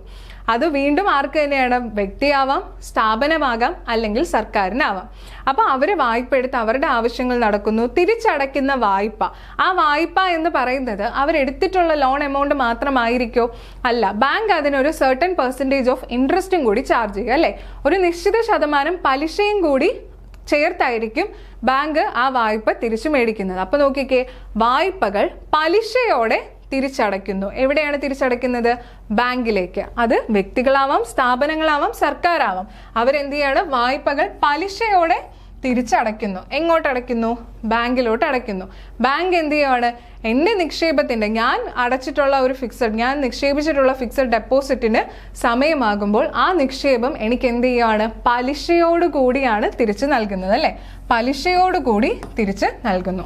ഇങ്ങനെയാണ് ബാങ്കിൻ്റെ ഒരു പ്രവർത്തനം നടക്കുന്നത്. അപ്പോൾ നമുക്കിവിടെ ക്ലിയർ ആയിട്ട് മനസ്സിലാവും, ഒരു ഇടനിലക്കാരനായിട്ടാണ് ബാങ്ക് പ്രവർത്തിക്കുന്നത് അല്ലേ. ഒരു മധ്യസ്ഥതയിൽ നിന്നുകൊണ്ടാണ് ബാങ്ക് പ്രവർത്തിക്കുന്നത്. നിക്ഷേപം നടത്തുന്നവർക്കും വായ്പ കൊടുക്കുന്നവർക്കും, അതായത് വായ്പ സ്വീകരിക്കുന്നവർക്കും ഇടയിലുള്ളൊരു മധ്യസ്ഥനായിട്ടാണ് ബാങ്ക് ഇവിടെ പ്രവർത്തിക്കുന്നത്. അത് മനസ്സിലാക്കാൻ വേണ്ടിയിട്ടുള്ള ഒരു പിക്ചറാണ് ഇവിടെ തന്നിരിക്കുന്നത്. നോക്കിക്കേ, വ്യക്തികൾ, സ്ഥാപനങ്ങൾ, സർക്കാർ എന്നിവരിൽ നിന്നും ബാങ്കുകൾ നിക്ഷേപങ്ങൾ സ്വീകരിക്കുന്നു. അത് കഴിഞ്ഞ് നിക്ഷേപങ്ങൾ നിശ്ചിത കാലാവധിക്ക് ശേഷം പലിശയോടുകൂടി ബാങ്ക് തിരികെ നൽകുന്നു. ഇത്തരം നിക്ഷേപങ്ങളിൽ നിന്നാണ് ബാങ്ക് ആവശ്യക്കാർക്ക് പണം വായ്പയായി നൽകുന്നത്. വായ്പ സ്വീകരിക്കുന്നവർ പലിശയോടുകൂടി ഈ തുക ബാങ്കിന് തിരികെ നൽകുന്നു. ബാങ്കിംഗ് വ്യവസായം നടത്തുന്ന വ്യക്തിയെയോ സ്ഥാപനത്തെയോ എന്തെന്ന് വിളിക്കാം? ബാങ്കർ എന്ന് വിളിക്കാം. ബാങ്കിംഗ് പ്രവർത്തനം നടത്തുന്ന അല്ലെങ്കിൽ ബാങ്കിംഗ് വ്യവസായം നടത്തുന്ന വ്യക്തി ആയിക്കോട്ടെ, സ്ഥാപനമായിക്കോട്ടെ, അവരെ എന്തെന്ന് വിളിക്കാം? ബാങ്കർ എന്ന് വിളിക്കാം. ഓക്കെ ആണല്ലോ. അപ്പൊ ഇതും മനസ്സിലാക്കാൻ വേണ്ടിയിട്ട് SCERT പാഠഭാഗത്തിൽ തന്നിട്ടുള്ളതാണ്. ഇപ്പൊ നിങ്ങൾക്ക് അത് ക്ലിയർ ആയിട്ടുണ്ടെന്ന് വിശ്വസിക്കുന്നു. ഇനി നോക്കിക്കേ, ഇവിടെ അതിനെ സാധൂകരിക്കുന്ന ഒരു സ്റ്റേറ്റ്മെന്റ് ആണ് ഇവിടെ തന്നിട്ടുള്ളത്. ബാങ്കുകൾ നിക്ഷേപകരുടെയും വായ്പ സ്വീകരിക്കുന്നവരുടെയും മധ്യവർത്തികളാണ് എന്ന് പറഞ്ഞാൽ ആ ഒരു സ്റ്റേറ്റ്മെന്റ് ശരിയാണോ തെറ്റാണോ? ശരിയാണ് അല്ലേ. ഇപ്പൊ നമ്മൾ കണ്ടു കഴിഞ്ഞതാണ്, ബാങ്കുകൾ നിക്ഷേപകരുടെയും ലോൺ സ്വീകരിക്കുന്ന ആൾക്കാരുടെയും മധ്യവർത്തികളായാണ് പ്രവർത്തിക്കുന്നതെന്ന് പറഞ്ഞു കഴിഞ്ഞാൽ ആ ഒരു സ്റ്റേറ്റ്മെന്റ് ശരി തന്നെയാണ്. ഇനി ഇവിടെ രണ്ട് പിക്ചർ തന്നിട്ടുണ്ട്. അതായത് സ്ഥിര നിക്ഷേപത്തിന് കൊടുക്കുന്ന പലിശ എത്രയാണെന്നും അതുപോലെ ഹൗസിംഗ് ലോൺ പോലുള്ള ലോണുകൾക്ക് നൽകുന്ന പലിശ എത്രയാണെന്നും തന്നിട്ടുണ്ട്. ഒന്നിൽ നോക്കിക്കേ, 7.5% സ്ഥിര നിക്ഷേപം അല്ലെങ്കിൽ ഫിക്സഡ് ഡെപ്പോസിറ്റ്സിന് കൊടുക്കുന്നത്. പലിശയ്ക്കായിക്കോട്ടെ 12%. ഇവിടെ നിന്ന് നിങ്ങൾക്കൊരു കാര്യം മനസ്സിലാവും അല്ലേ. നമ്മൾ ഇടുന്ന നിക്ഷേപത്തിന് കിട്ടുന്ന പലിശയേക്കാൾ കൂടുതലാണ് വായ്പ എടുക്കുമ്പോൾ ബാങ്ക് ചാർജ് ചെയ്യുന്ന പലിശ എന്ന് പറയുന്നത്. പണം കടം വാങ്ങുമ്പോൾ അധികമായി തിരികെ നൽകേണ്ടതും നിക്ഷേപങ്ങൾക്ക് അധികമായി ലഭിക്കുന്നതുമായ തുകയാണ് പലിശ എന്ന് പറയുന്നത്. എന്താണ് പലിശ എന്ന് പറയുന്നത്? പണം കടം വാങ്ങുമ്പോൾ 50,000 രൂപ ഞാൻ ബാങ്കിൽ നിന്നും ലോണായിട്ട് എടുക്കുവാണെങ്കിൽ ആ 50,000 രൂപ മാത്രം അടച്ചാൽ മതിയോ? പോരാ, അതിൻ്റെ പലിശയും അടയ്ക്കണം. ആ പലിശ അധികമായി തിരികെ നൽകേണ്ട നിക്ഷേപത്തെയാണ് എന്തെന്ന് പറയുന്നത്? പലിശ എന്ന് പറയുന്നത്. അതുപോലെ നിക്ഷേപങ്ങൾക്ക് അധികമായി ലഭിക്കുന്ന തുകയാണ് പലിശ. ഞാനൊരു 50,000 രൂപ കൊണ്ട് ബാങ്കിൽ നിക്ഷേപിച്ചു. അതിൻ്റെ ഒരു മെച്യൂരിറ്റി ആകുമ്പോൾ അല്ലെങ്കിൽ ആ ഒരു കാലാവധി പൂർത്തിയാകുമ്പോൾ എനിക്ക് ലഭിക്കുന്നത് 50,000 രൂപ തന്നെ ആയിരിക്കോ? അല്ല, പലിശയും കൂടി ചേർത്തുള്ള തുകയായിരിക്കും എനിക്ക് ലഭിക്കുന്നത്. ആ അധികമായി ലഭിക്കുന്ന തുകയാണ് പലിശ എന്ന് പറയുന്നത്. ഓക്കെ ആണല്ലോ. നിക്ഷേപത്തിനും വായ്പയ്ക്കും പലിശയുണ്ട്. വായ്പ എടുക്കുന്നവരിൽ നിന്നും ബാങ്ക് ഒരു നിശ്ചിത തുക പലിശയായി ഈടാക്കുന്നു. ഇതിൽ നിന്നാണ് ബാങ്കിന്റെ പ്രവർത്തനങ്ങൾക്കുള്ള തുക കണ്ടെത്തുന്നതും പണം നിക്ഷേപിച്ചവർക്കുള്ള പലിശ നൽകുന്നതും. അല്ലെ, ഹൗസിംഗ് ലോണ് പോലുള്ള ലോൺസ് ബാങ്കുകൾ നൽകുമ്പോൾ അവിടെ അധികമായിട്ട് ആ ലോൺ എടുക്കുന്ന വായ്പക്കാരിൽ നിന്നും സ്വീകരിക്കുന്ന പലിശയുണ്ട്. ആ പലിശ ഉപയോഗിച്ചിട്ടാണ് ബാങ്ക് എന്ത് ചെയ്യുന്നത്? അവരുടെ പ്രവർത്തനങ്ങൾക്കുള്ള തുക കണ്ടെത്തുന്നതും അതുപോലെ തന്നെ നിക്ഷേപിച്ചവർക്കുള്ള പലിശ നൽകുന്നതും. ഓക്കെ, ക്ലിയർ ആണല്ലോ. ഇതൊക്കെ നമുക്ക് അറിയുന്ന കാര്യങ്ങളാണ്. എങ്കിൽ പോലും നമ്മളൊരു SCERT പാഠഭാഗം പഠിക്കുമ്പോൾ ഒരു കുഞ്ഞുകുട്ടി എങ്ങനെയാണോ അല്ലെങ്കിൽ കുട്ടികൾ എങ്ങനെയാണോ ഈ കാര്യങ്ങൾ മനസ്സിലാക്കുന്നത് അതുപോലെ തന്നെ നമ്മൾ എന്ത് ചെയ്യുക? മനസ്സിലാക്കി പോവുക. ഓക്കെ, അപ്പൊ നമുക്ക് അടുത്തതിലോട്ട് പോവാം. അടുത്തത് പാസ്ബുക്കിനെ കുറിച്ചാണ് പറഞ്ഞിരിക്കുന്നത്. ഇവിടെ നമുക്കിത് വായിച്ചു നോക്കേണ്ട പോലും ആവശ്യമില്ല. എല്ലാവരുടെ കയ്യിലും കാണുന്നതാണല്ലേ ഒരു പാസ്ബുക്ക് എന്ന് പറയുന്നത്. നമ്മളൊരു ബാങ്ക് അക്കൗണ്ട് എടുക്കുമ്പോൾ തന്നെ കിട്ടുന്ന ഒരു കാര്യമാണ് പാസ്ബുക്ക്. എങ്കിലും SCERTയിൽ തന്നിട്ടുള്ളത് കൊണ്ട് നമുക്കൊന്ന് വായിക്കാം. ബാങ്കും ഉപഭോക്താവും തമ്മിലുള്ള സാമ്പത്തിക ഇടപാടുകൾ രേഖപ്പെടുത്തുന്നതിനുള്ള സംവിധാനമാണ് പാസ്ബുക്ക്. എന്ത് തരത്തിലുള്ള ഇടപാടാണ്? സാമ്പത്തിക ഇടപാടുകൾ, അല്ലെ?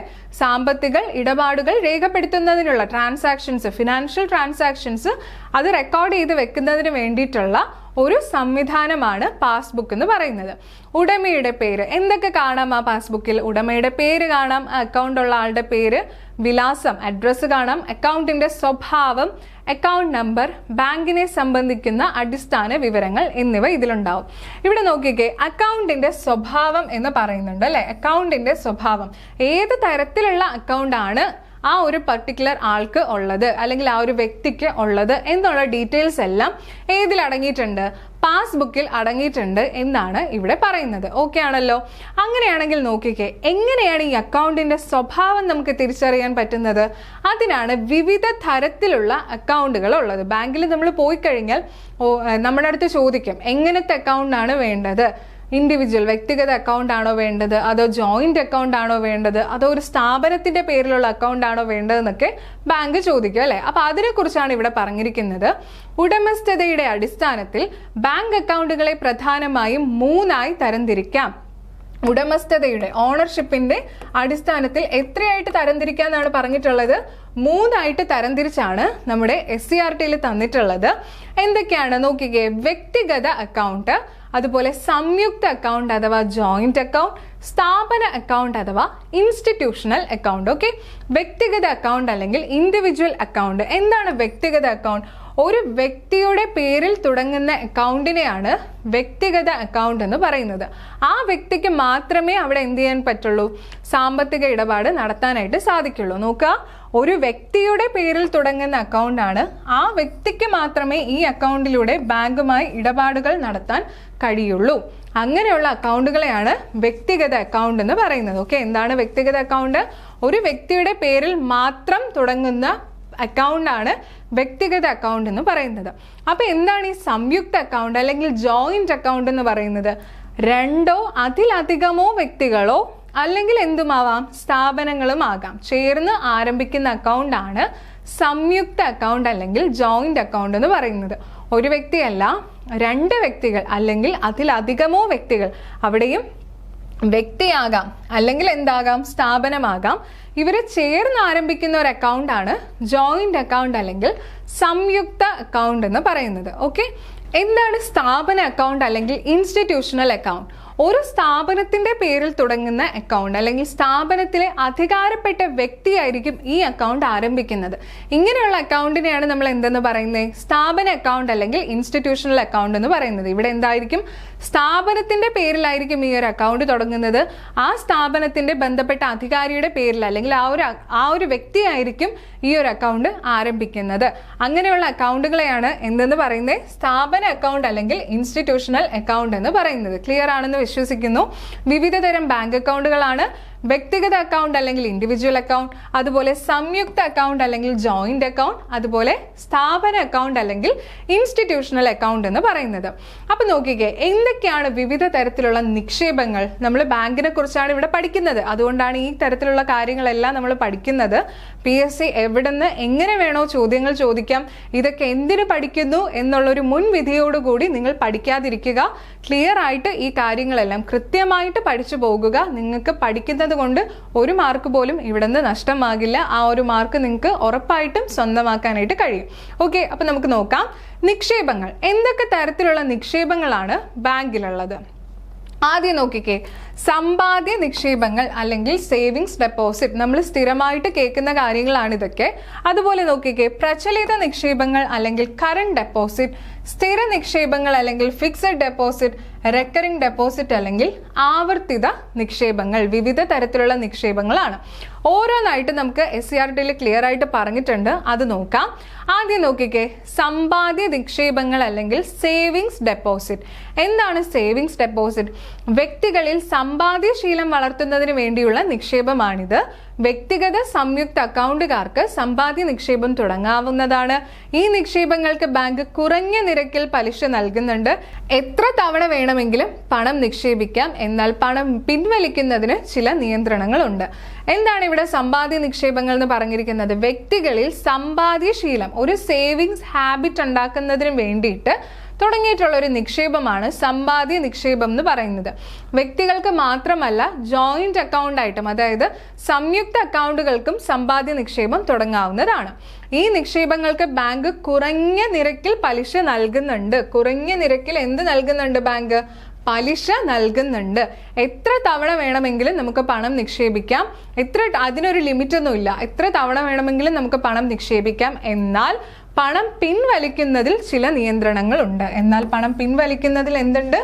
ചില നിയന്ത്രണങ്ങൾ ഉണ്ട് എന്നാണ് പറഞ്ഞിരിക്കുന്നത്. അങ്ങനെയുള്ള നിക്ഷേപങ്ങളെയാണ് സമ്പാദ്യ നിക്ഷേപം അല്ലെങ്കിൽ സേവിങ്സ് ഡെപ്പോസിറ്റ് എന്ന് പറയുന്നത്. ഈ മലയാളത്തിലുള്ള സേവിങ്സ് ഡെപ്പോസിറ്റ് എന്ന് നമുക്കറിയായിരിക്കും, പക്ഷെ മലയാളം വാക്കുകൾ നമുക്ക് ചിലർക്കെങ്കിലും അറിയില്ലായിരിക്കും. നിങ്ങൾ കൃത്യമായിട്ട് ഈ മലയാളം വാക്കുകൾ നോക്കുക. സേവിങ്സ് ഡെപ്പോസിറ്റ് അഥവാ സമ്പാദ്യ നിക്ഷേപം.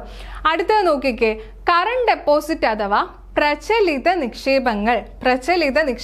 നിങ്ങൾ കേട്ടിട്ടുണ്ടോ ഈ പ്രചലിത നിക്ഷേപങ്ങൾ എന്ന്? കറണ്ട് ഡെപ്പോസിറ്റിന്റെ മലയാളം വാക്കാണ് പ്രചലിത നിക്ഷേപങ്ങൾ. നോട്ട് ചെയ്ത് തന്നെ വെക്കുക. PSCയുടെ ഒരു PYQ ആണ് ഈ ഒരു പ്രചലിത നിക്ഷേപങ്ങൾ എന്ന് പറയുന്നത്. കറണ്ട് ഡെപ്പോസിറ്റ് എന്നാണെങ്കിൽ നമുക്കറിയായിരുന്നു, പക്ഷെ പ്രചലിത നിക്ഷേപങ്ങൾ എന്ന് ചോദിച്ചപ്പോൾ ചിലരെങ്കിലും കൺഫ്യൂസ്ഡ് ആയിട്ട് ഇരുന്നിട്ടുണ്ട്. അതുകൊണ്ട് കൃത്യമായിട്ട് പക്ഷെ SCRT പാഠഭാഗത്തിൽ തന്നിട്ടുണ്ടായിരുന്നു. അതുകൊണ്ട് ഇത് നിങ്ങൾ ഈ ഒരു മലയാളം വാക്കുകളും കൃത്യമായിട്ട് തന്നെ നോക്കുക. എന്താണ് പ്രചലിത നിക്ഷേപങ്ങൾ? എന്താണ് പ്രചലിത നിക്ഷേപങ്ങൾ? വ്യാപാരികളെയും വ്യവസായികളെയും ലക്ഷ്യം വെച്ചുകൊണ്ടുള്ള നിക്ഷേപമാണ് പ്രചലിത നിക്ഷേപങ്ങൾ അഥവാ കറണ്ട് ഡെപ്പോസിറ്റ് എന്ന് പറയുന്നത്. ഇവിടെ കൂടുതൽ ഫോക്കസ് ചെയ്യുന്നത് ആരെയാണ്? വ്യാപാരികളെയും വ്യവസായികളെയും. ബിസിനസ്സിനാണ് ഇവിടെ കൂടുതൽ ഫോക്കസ് കൊടുക്കുന്നത്. ഓക്കെ, അങ്ങനെയുള്ള നിക്ഷേപങ്ങളെയാണ് എന്തെന്ന് പറയുന്നത്? പ്രചലിത നിക്ഷേപങ്ങൾ അല്ലെങ്കിൽ കറണ്ട് ഡെപ്പോസിറ്റ് എന്ന് പറയുന്നത്. ഇവിടെ നോക്കിക്കേ, ഒരു ദിവസം എത്ര ഇടപാടുകൾ വേണമെങ്കിലും നടത്താം. അവിടെ ഒരു ലിമിറ്റേഷൻ ഇല്ല. പണം നിക്ഷേപിക്കുന്നതിനും പിൻവലിക്കുന്നതിനും നിയന്ത്രണങ്ങളില്ല. ഈ നിക്ഷേപങ്ങൾക്ക് പലിശ ലഭിക്കുന്നില്ല. ഇവിടുത്തെ വ്യത്യാസം കണ്ടോ? വ്യവസായികൾക്കും വ്യാപാരികൾക്കും വേണ്ടിയിട്ട് നടത്തുന്ന ഒരു നിക്ഷേപമാണ്, അല്ലെങ്കിൽ അങ്ങനത്തെ തരത്തിലുള്ള ഒരു നിക്ഷേപ സൗകര്യമാണ് പ്രചലിത നിക്ഷേപം എന്ന് പറയുന്നത്. ഇവിടെ എന്തില്ല? ലിമിറ്റ് ഇല്ല. പണം പിൻവലിക്കാം, പണം നിക്ഷേപിക്കാം, എത്ര വേണമെങ്കിലും ചെയ്യാം. അവിടെ ഒരു ലിമിറ്റേഷൻസ് ഇല്ല. പണം നിക്ഷേപിക്കുന്നതിനും ഇല്ല, പണം പിൻവലിക്കുന്നതിനും ഇല്ല. പ്രധാനമായിട്ടും ശ്രദ്ധിക്കേണ്ട ഒരു കാര്യം, ഇവിടെ ഈ നിക്ഷേപങ്ങൾക്ക് പലിശ ലഭിക്കുന്നില്ല. പ്രചലിത നിക്ഷേപങ്ങൾക്ക് പലിശ ലഭിക്കുന്നില്ല. സമ്പാദ്യ നിക്ഷേപങ്ങൾക്ക് കുറഞ്ഞ നിരക്കിൽ പലിശ ലഭിക്കുന്നുണ്ട്. ഓക്കെ ആണല്ലോ. അടുത്തൊരു നിക്ഷേപമാണ് സ്ഥിര നിക്ഷേപം അല്ലെങ്കിൽ ഫിക്സഡ് ഡെപ്പോസിറ്റ് എന്ന് പറയുന്നത്. നമുക്ക് കേട്ടിട്ടുണ്ട്, നമുക്ക് ഫെമിലിയർ ആയിട്ടുള്ള ഒരു പേരാണ് ഫിക്സഡ് ഡെപ്പോസിറ്റ് എന്ന് പറയുന്നത്, അല്ലേ? ഒറ്റത്തവണ മാത്രം നിക്ഷേപിക്കുകയും ഒരു നിശ്ചിത കാലയളവിന് ശേഷം നിക്ഷേപം പലിശയോടുകൂടി പിൻവലിക്കുകയും ചെയ്യുന്ന നിക്ഷേപമാണ് സ്ഥിര നിക്ഷേപങ്ങൾ. ഇത്തരം നിക്ഷേപങ്ങൾക്ക് ബാങ്ക് കൂടുതൽ പലിശ നൽകുന്നു. ഇവിടെ എന്താ പറഞ്ഞിരിക്കുന്നത്? ഒറ്റ തവണ മാത്രമേ ഇവിടെ നമുക്ക് നിക്ഷേപിക്കാനായിട്ട് പറ്റുള്ളൂ. ആ ഒറ്റ തവണ എന്ന് പറയുന്നത് 6 മാസത്തേക്കാകാം, അല്ലെങ്കിൽ 1 വർഷത്തേക്കാകാം. അപ്പോൾ അത് കഴിയുമ്പോൾ നമ്മൾ എന്താ പുതുക്കും, റിന്യൂ ചെയ്യുവാണ് ചെയ്യുന്നത്, അല്ലേ? അപ്പോൾ ഒറ്റ തവണയാണ് നമ്മൾ ഈ ഒരു നിക്ഷേപം നടത്തുന്നത്. അതിൻ്റെ കാലാവധി പൂർത്തിയാകുമ്പോൾ പലിശയോട് കൂടി പിൻവലിക്കാൻ കഴിയുന്ന നിക്ഷേപമാണ് സ്ഥിര നിക്ഷേപം എന്ന് പറയുന്നത്. പലിശയോട് കൂടിയാണ് ഇവിടെ നമ്മൾ പിൻവലിക്കുന്നത്. അങ്ങനെയുള്ള നിക്ഷേപങ്ങളെയാണ് സ്ഥിര നിക്ഷേപങ്ങൾ എന്ന് പറയുന്നത്. ഇത്തരം നിക്ഷേപങ്ങൾക്ക് ബാങ്ക് കൂടുതൽ പലിശ നൽകുന്നു. ഇത്തരം നിക്ഷേപങ്ങൾക്ക് ബാങ്ക് എന്ത് ചെയ്യുവാണ്? കൂടുതൽ പലിശ കൊടുക്കുന്നുണ്ട്. അപ്പോൾ ഏറ്റവും കൂടുതൽ പലിശ ലഭിക്കുന്ന നിക്ഷേപം ഏതാണെന്ന് നോക്കിക്കഴിഞ്ഞാൽ ഫിക്സഡ് ഡെപ്പോസിറ്റ് ആണ്. സമ്പാദ്യ നിക്ഷേപത്തിലും കുറഞ്ഞ നിരക്കിൽ മാത്രമേ പലിശ കൊടുക്കുന്നുള്ളൂ. എന്നാൽ സ്ഥിര നിക്ഷേപത്തിൽ കൂടുതൽ പലിശയാണ് നൽകുന്നത്. അടുത്തതാണ് ഒരു ആവർത്തിത നിക്ഷേപം അല്ലെങ്കിൽ റെക്കറിംഗ് ഡെപ്പോസിറ്റ് എന്ന് പറയും. ആവർത്തിത നിക്ഷേപം അല്ലെങ്കിൽ എന്താണ്? Recurring deposit. സ്ഥിര നിക്ഷേപത്തിന്റെ മറ്റൊരു രൂപമാണിത്. ഒരു പ്രത്യേക കാലയളവിലേക്ക് നിശ്ചിത തുക കൃത്യമായ ഇടവേളകളിൽ, അതിപ്പോൾ ദിവസത്തിലാകാം, ആഴ്ചയിലാകാം, മാസത്തിലാകാം, ഈ അക്കൗണ്ടിൽ നിക്ഷേപിക്കുന്നു. കാലാവധി പൂർത്തിയായതിനു ശേഷമേ തുക പിൻവലിക്കാൻ കഴിയൂ. സമ്പാദ്യ നിക്ഷേപത്തെക്കാൾ കൂടുതൽ പലിശ ലഭിക്കുന്നു. ഇവിടെ എന്താണ് പറയുന്നത്? ആഴ്ചയിൽ വേണമെങ്കിലോ അല്ലെങ്കിൽ മാസത്തിലോ അല്ലെങ്കിൽ ദിവസത്തിലോ ഒക്കെ നമുക്ക് എന്ത് ചെയ്യാം? അക്കൗണ്ടിൽ ഒരു നിശ്ചിത തുക എന്ത് ചെയ്യാം? നിക്ഷേപിക്കാം എന്നാണ് പറയുന്നത്. കാലാവധി പൂർത്തിയായതിനു ശേഷമേ ഈ തുക പിൻവലിക്കാനായിട്ട് കഴിയുള്ളൂ. എന്നാൽ ഇവിടുത്തെ പലിശ നിരക്ക് എന്ന് പറയുന്നത് എങ്ങനെയാണ്? സമ്പാദ്യ നിക്ഷേപത്തെക്കാൾ, അതായത് സേവിങ്സ് ഡെപ്പോസിറ്റിന് നമുക്ക് കിട്ടുന്ന പലിശയെക്കാളും കൂടുതൽ പലിശ എവിടെ ലഭിക്കുന്നുണ്ട്? ആവർത്തിത നിക്ഷേപങ്ങളിൽ ലഭിക്കുന്നുണ്ട്. ആവർത്തിത നിക്ഷേപങ്ങളിൽ നമുക്ക് സമ്പാദ്യ നിക്ഷേപത്തെക്കാൾ കൂടുതൽ പലിശ ആവർത്തിത നിക്ഷേപത്തിൽ ലഭിക്കുന്നുണ്ട്. കാലാവധി പൂർത്തിയായതിന് മാത്രമേ തുക പിൻവലിക്കാൻ കഴിയുള്ളൂ. ഇവിടെ നമുക്ക് ഇടവേളകളിൽ, ദിവസത്തിലായിക്കോട്ടെ, ആഴ്ചയിലായിക്കോട്ടെ, മാസത്തിലായിക്കോട്ടെ, ഒരു നിശ്ചിത തുക കൃത്യമായിട്ട് നമുക്ക് ഈ ഇടവേളകളിൽ എന്ത് ചെയ്യാൻ കഴിയും? നിക്ഷേപിക്കാൻ കഴിയുന്ന നിക്ഷേപത്തെയാണ് ആവർത്തിത നിക്ഷേപം അല്ലെങ്കിൽ റെക്കറിംഗ് ഡെപ്പോസിറ്റ് എന്ന് പറയുന്നത്. ഓക്കെ ആണെന്ന് വിശ്വസിക്കുന്നു. ഇനി അടുത്തത് നോക്കിക്കേ. നമ്മുടെ സ്കൂൾ കുട്ടിക്കാലത്തൊക്കെ നമ്മുടെ എല്ലാവരുടെയും കയ്യിൽ ഉണ്ടായിരുന്ന ഒരു പാസ്ബുക്കാണ് സഞ്ചയിക എന്ന് പറയുന്നത്. ചിലർക്കെങ്കിലും ഇപ്പോൾ ഓർമ്മ വരുന്നുണ്ടാവും. എല്ലാ വെള്ളിയാഴ്ച ദിവസങ്ങളിലായിരിക്കും ഈ ഒരു സഞ്ചയികയുടെ പണം സ്വീകരിക്കാൻ വേണ്ടിയിട്ട് ഒരു ടീച്ചർ ഉണ്ടാവും അല്ലേ? ആ ടീച്ചർ നമ്മൾ കൊടുക്കുന്ന 10 രൂപയാവാം, അല്ലെങ്കിൽ 20 രൂപയാവാം, 30 രൂപയാകാം, 50 ആവാം, എത്രയായിക്കോട്ടെ, ഒരു കുഞ്ഞു കുഞ്ഞു എമൗണ്ട്സ് നമ്മൾ എന്ത് ചെയ്യും? കൊണ്ടുപോയി ടീച്ചറിൻ്റെ കയ്യിൽ കൊടുക്കും.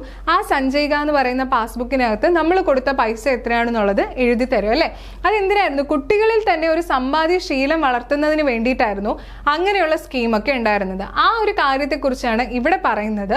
1970കളുടെ തുടക്കത്തിൽ സ്കൂൾ വിദ്യാർത്ഥികൾക്ക് വേണ്ടിയിട്ട് കേന്ദ്ര സർക്കാർ നടപ്പിലാക്കിയ സമ്പാദ്യ പദ്ധതിയാണ് സഞ്ചയിക എന്ന് പറയുന്നത്. സഞ്ചയിക പദ്ധതി ആരാണ് നടപ്പിലാക്കിയത്? കേന്ദ്ര സർക്കാർ നടപ്പിലാക്കി. 1970കളുടെ തുടക്കം മുതൽക്കേ ഇങ്ങനൊരു പദ്ധതി ഉണ്ട്. ഇപ്പോൾ സ്റ്റുഡൻറ് സേവിംഗ് സ്കീം എന്ന പേരിലാണ് ഈ പദ്ധതി അറിയപ്പെടുന്നത്. എങ്ങനെയാണ്? സ്റ്റുഡൻറ് സേവിംഗ് സ്കീം എന്ന പേരിൽ ഇപ്പോൾ അറിയപ്പെടുന്ന സഞ്ചയിക പദ്ധതിയാണ്. ഓക്കെ.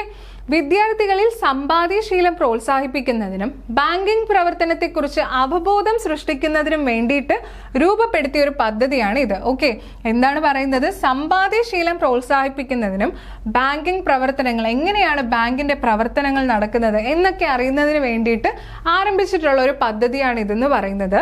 ദേശീയ സമ്പാദ്യ പദ്ധതിയുടെ കീഴിലാണ് ഇത് പ്രവർത്തിക്കുന്നത്. പദ്ധതിയിൽ ചേരുന്ന വിദ്യാർത്ഥികൾക്ക് സ്കൂളിൽ നിന്നും അക്കൗണ്ട് നമ്പർ രേഖപ്പെടുത്തിയ പാസ്ബുക്ക് ലഭിക്കും. ജസ്റ്റ് ഒന്ന് വായിച്ചു വെച്ചിരുന്നാൽ മതി, വലിയ ഇമ്പോർട്ടൻസ് ഒന്നും ഇല്ല. 1970കളുടെ തുടക്കത്തിലായിരുന്നു സഞ്ചയിക സ്കീം ഇപ്പം അറിയപ്പെടുന്നത് സ്റ്റുഡൻറ് സേവിംഗ് സ്കീം എന്നാണ്. കേന്ദ്ര സർക്കാർ നടപ്പിലാക്കിയ സമ്പാദ്യ പദ്ധതിയാണിത്. ദേശീയ സമ്പാദ്യ പദ്ധതിയുടെ കീഴിലാണ് ഇത് വരുന്നത് എന്നുള്ള കാര്യം കൂടി ഈ ഒരു പാഠഭാഗത്തിൽ ഇവിടെ ഓർത്തു വെക്കുക. ഇനി അടുത്ത നോക്കിക്കേ, വിവിധ തരത്തിലുള്ള ബാങ്കുകളെ കുറിച്ചാണ് ഈ പാഠഭാഗത്തിൽ പറയുന്നത്. ഏതൊക്കെയാണ് വിവിധ തരത്തിലുള്ള ബാങ്ക്? വാണിജ്യ ബാങ്കുകൾ, സഹകരണ ബാങ്കുകൾ, വികസന ബാങ്കുകൾ. ഏതൊക്കെയാണ്? വാണിജ്യ ബാങ്കുകൾ, സഹകരണ ബാങ്കുകൾ, വികസന ബാങ്കുകൾ എന്നിവയാണ് വിവിധ തരത്തിലുള്ള ബാങ്കുകൾ. അപ്പൊ ആദ്യം തന്നെ എന്താണ് വാണിജ്യ ബാങ്ക് എന്ന് നോക്കാം. ബാങ്കിംഗ് മേഖലയിൽ ഏറ്റവും പഴക്കം ചെന്നതും ധാരാളം ശാഖകൾ ഉള്ളതുമായിട്ടുള്ള ബാങ്കുകളെയാണ് വാണിജ്യ ബാങ്കുകൾ എന്ന് പറയുന്നത്. എന്താണ്? ബാങ്കിംഗ് മേഖലയിൽ തന്നെ ഏറ്റവും പഴക്കം ചെന്ന ബാങ്ക് ഏതാണ്, അല്ലെങ്കിൽ ഏത് മേഖലയാണെന്ന് ചോദിച്ചു കഴിഞ്ഞാൽ ബാങ്കിംഗ് മേഖലയിലെ ഏറ്റവും പഴക്കം ചെന്നത് ഏതാണ്? വാണിജ്യ ബാങ്കുകളാണ്. വാണിജ്യ ബാങ്കുകളാണ് ഏറ്റവും പഴക്കം ചെന്നതും എന്നാൽ ഒരുപാട് ശാഖകളും ഉള്ളതായിട്ടുള്ള ബാങ്ക് എന്ന് പറയുന്നത്. ഇവിടെ നോക്കിക്കേ, എന്താണ് ഇതിന്റെ ഫംഗ്ഷൻ അല്ലെങ്കിൽ ധർമ്മം? നിക്ഷേപം സ്വീകരിക്കൽ, ഡെപ്പോസിറ്റ്സ് അക്സെപ്റ്റ് ചെയ്യുക, വായ്പ നൽകൽ, ലോൺ കൊടുക്കുക, ലോക്കർ സൗകര്യം നൽകുക, debit card, credit card, online banking എന്നീ സേവനങ്ങൾ ഇടപാടുകാർക്ക് ലഭ്യമാക്കുന്നു. അങ്ങനെയുള്ള ഒരു ബാങ്കാണ് ഏതെന്ന് പറയുന്നത്? വാണിജ്യ ബാങ്ക് എന്ന് പറയുന്നത്. ഏതാണെടാ? വാണിജ്യ ബാങ്ക്. വാണിജ്യ ബാങ്ക് എന്ന് പറയുന്നത് ഏറ്റവും പഴക്കം ചെന്നിട്ടുള്ള ഒരു ബാങ്കിങ് രൂപമാണ്. അതെന്താണ്? ഒരുപാട് ശാഖകളുണ്ട്. എന്തൊക്കെ തരുന്നു? ഡെബിറ്റ് കാർഡ് സൗകര്യം, ക്രെഡിറ്റ് കാർഡ് സൗകര്യം, അതുപോലെ തന്നെ നിക്ഷേപത്തിനുള്ള സൗകര്യം, വായ്പ നൽകുന്നു, ലോക്കർ സൗകര്യം നൽകുന്നുണ്ട്, ഓൺലൈൻ ബാങ്കിങ് സേവനങ്ങൾ എന്നീ സേവനങ്ങൾ ഇടപാടുകാർക്ക് ലഭ്യമാക്കുന്നു. വാണിജ്യ ബാങ്കുകളെ ഏതൊക്കെ രീതിയിൽ തരംതിരിക്കാൻ കഴിയും? പൊതുമേഖലാ ബാങ്കുകൾ എന്നും അതുപോലെ സ്വകാര്യ മേഖലാ ബാങ്കുകൾ എന്നും രണ്ടായിട്ട് തരംതിരിക്കാം. ഇന്ത്യയിലെ ഏറ്റവും വലിയ പൊതുമേഖലാ വാണിജ്യ ബാങ്കാണ് സ്റ്റേറ്റ് ബാങ്ക് ഓഫ് ഇന്ത്യ. ഇത് ഇമ്പോർട്ടൻ്റ് ആയിട്ടും പഠിച്ചു വെക്കുക. ഒരു ഫാക്റ്റ് ആണ് ഇതെന്ന് പറയുന്നത്. ഇന്ത്യയിലെ ഏറ്റവും വലിയ പൊതുമേഖലാ വാണിജ്യ ബാങ്ക് ഏതാണ് എന്ന് ചോദിച്ചു കഴിഞ്ഞാൽ സ്റ്റേറ്റ് ബാങ്ക് ഓഫ് ഇന്ത്യയാണ്. SCERT കൃത്യമായിട്ട് തന്നിട്ടുണ്ട്. ഇന്ത്യയിലെ ഏറ്റവും വലിയ പൊതുമേഖല വാണിജ്യ ബാങ്ക് സ്റ്റേറ്റ് ബാങ്ക് ഓഫ് ഇന്ത്യയാണ്. ഇവിടെ നോക്കിക്കഴിഞ്ഞാൽ കാണാം വാണിജ്യ ബാങ്കുകളെ എത്രയായിട്ട് തരംതിരിക്കുന്നു എന്നാണ് പറഞ്ഞത്? രണ്ടായിട്ട് തരംതിരിക്കുന്നു. പൊതുമേഖല എന്നും സ്വകാര്യ മേഖല എന്നും. പൊതുമേഖല എന്നും സ്വകാര്യ മേഖല എന്നും രണ്ടായിട്ട് തരം തിരിക്കുന്നു. പൊതുമേഖല എന്നും സ്വകാര്യ മേഖല എന്നും തരംതിരിക്കുന്നുണ്ട്. അപ്പം നമുക്ക് നോക്കാം, എന്താണ് പൊതുമേഖലാ ബാങ്ക് എന്ന് പറയുന്നത്? പൂർണ്ണമായിട്ടും സർക്കാരിന്റെ ഉടമസ്ഥതയിലുള്ള ബാങ്കുകളെയാണ് പൊതുമേഖലാ ബാങ്ക് എന്ന് പറയുന്നത്. പൂർണ്ണമായും സർക്കാർ ഉടമസ്ഥതയിൽ പ്രവർത്തിക്കുന്ന ബാങ്കുകളാണ് പൊതുമേഖലാ ബാങ്കുകൾ. അതിന് ഉദാഹരണം ഏതൊക്കെയാണ്? യൂണിയൻ ബാങ്കും കാനറ ബാങ്കും. ഉദാഹരണം ഏതൊക്കെയാണ്? യൂണിയൻ ബാങ്കും കാനറ ബാങ്കും. എന്നാൽ സ്വകാര്യ ബാങ്ക് എന്ന് പറയുമ്പോൾ സ്വകാര്യ വ്യക്തികളുടെ ഉടമസ്ഥതയിൽ പ്രവർത്തിക്കുന്ന ബാങ്കുകളെയാണ് സ്വകാര്യ മേഖലാ ബാങ്കുകൾ എന്ന് പറയുന്നത്. സ്വകാര്യ വ്യക്തികളുടെ ഉടമസ്ഥതയിലാണ് ഇത് പ്രവർത്തിക്കുന്നത്. ഈ ബാങ്കുകളും റിസർവ് ബാങ്കിന്റെ നിയന്ത്രണങ്ങൾക്ക് വിധേയമാണ്. ഇവിടുന്ന് വേണമെങ്കിൽ ഒരു സ്റ്റേറ്റ്മെന്റ് ആയിട്ട് ഇങ്ങനെ ചോദിക്കാം, സ്വകാര്യ ബാങ്കുകൾ റിസർവ് ബാങ്കിന്റെ നിയന്ത്രണങ്ങൾക്ക് വിധേയമല്ല എന്നുള്ള രീതിയിൽ ചോദിച്ചാൽ ആ സ്റ്റേറ്റ്മെന്റ് തെറ്റാണ്. സ്വകാര്യ ബാങ്ക് ആയിക്കോട്ടെ, വാണിജ്യ ബാങ്ക് ആയിക്കോട്ടെ, പൊതുമേഖലാ ബാങ്ക് ആയിക്കോട്ടെ, ഏതാണെങ്കിൽ പോലും റിസർവ് ബാങ്കിന്റെ നിയന്ത്രണങ്ങൾക്ക് വിധേയമാണ്. സ്വകാര്യ മേഖലാ ബാങ്കുകൾക്ക് ഉദാഹരണമായിട്ട് ഏതൊക്കെ പറയാം? സൗത്ത് ഇന്ത്യൻ ബാങ്കും ഫെഡറൽ ബാങ്കും. സൗത്ത് ഇന്ത്യൻ ബാങ്കും ഫെഡറൽ ബാങ്കും ഏതിന് ഉദാഹരണമായിട്ട് തന്നിട്ടുണ്ട്? SCERT ഏതിനാണ്? സ്വകാര്യ ബാങ്കുകൾക്ക് ഉദാഹരണമായിട്ട് തന്നിട്ടുണ്ട്. ഓക്കെ അല്ലേ? അപ്പൊ ഇതാണ് പൊതുമേഖലാ ബാങ്കും സ്വകാര്യ മേഖലാ ബാങ്കും. വാണിജ്യ ബാങ്കുകളെ രണ്ടായിട്ട് തരംതിരിക്കുന്നതാണ് പൊതുമേഖലയും സ്വകാര്യ മേഖലാ ബാങ്കുകളും. ഓക്കെ ആണല്ലോ? അടുത്ത ബാങ്ക് ഏതാണ്? സഹകരണ ബാങ്ക്. എന്താണ്? സഹകരണ ബാങ്ക്. എന്താണ് സഹകരണ ബാങ്കുകൾ എന്ന് പറയുന്നത്? കർഷകർക്കും കൈത്തൊഴിലാളികൾക്കും ചെറുകിട വ്യവസായികൾക്കും കുറഞ്ഞ പലിശ നിരക്കിൽ വായ്പകൾ ലഭ്യമാക്കുക എന്ന ലക്ഷ്യത്തോടെ ആരംഭിച്ച ബാങ്കുകളെയാണ് സഹകരണ ബാങ്കുകൾ എന്ന് പറയുന്നത്. ആർക്കൊക്കെ വേണ്ടിയിട്ടാണ്? കർഷകർക്കും അതുപോലെ കൈത്തൊഴിലാളികൾക്കും ചെറുകിട വ്യവസായികൾക്കും കുറഞ്ഞ പലിശ നിരക്കിൽ വായ്പകൾ ലഭ്യമാക്കുക. ലോൺ കൊടുക്കുന്നത് എങ്ങനെയായിരിക്കും? വളരെ കുറഞ്ഞ ഇൻട്രസ്റ്റ് റേറ്റിൽ. ആർക്കൊക്കെയാണ്? കർഷകർക്കും കൈത്തൊഴിലാളികൾക്കും വ്യവസായികൾക്കും ലോൺ കൊടുക്കാൻ വേണ്ടിയിട്ടുള്ള ഒരു ലക്ഷ്യത്തോടു കൂടി രൂപം കൊണ്ടിട്ടുള്ള ബാങ്കുകളെയാണ് സഹകരണ ബാങ്കുകൾ എന്ന് പറയുന്നത്. അപ്പോൾ എന്താണ് ഈ ഒരു സഹകരണ ബാങ്കിന്റെ ലക്ഷ്യം എന്ന് പറയുന്നത്? സ്വയം സഹായം, അതുപോലെ പരസ്പര സഹായം പ്രോത്സാഹിപ്പിക്കുക, ജനങ്ങളിൽ ഒരു സമ്പാദ്യ ശീലം വളർത്തുക, അവരുടെ ഡെപ്പോസിറ്റ് നിക്ഷേപം വർദ്ധിപ്പിക്കുക, അതുപോലെ തന്നെ സ്വകാര്യ പണമിടപാടുകാരുടെ ചൂഷണങ്ങളിൽ നിന്നും ഇവരെ രക്ഷിക്കുക, ജനങ്ങളെ രക്ഷിക്കുക എന്നിവയൊക്കെയാണ് ഏതിന്റെ ലക്ഷ്യം? സഹകരണ ബാങ്കുകളുടെ ലക്ഷ്യം എന്ന് പറയുന്നത്. സഹകരണ ബാങ്കുകളുടെ ലക്ഷ്യം കൃത്യമായിട്ട് SCERT ഈ ഒരു പോർഷനിൽ തന്നിട്ടുണ്ട്. എന്തൊക്കെയാണ്? സ്വയം സഹായവും പരസ്പര സഹായവും പ്രോത്സാഹിപ്പിക്കുക, അതുപോലെ ജനങ്ങളിൽ സമ്പാദ്യശീലം വളർത്തുക, നിക്ഷേപം വർദ്ധിപ്പിക്കുക, സ്വകാര്യ പണമിടപാടുകാരുടെ ചൂഷണത്തിൽ നിന്നും ജനങ്ങളെ രക്ഷിക്കുക എന്നിവയാണ് ഏതിന്റെ ലക്ഷ്യം? സഹകരണ ബാങ്കിന്റെ ലക്ഷ്യം എന്ന് പറയുന്നത്.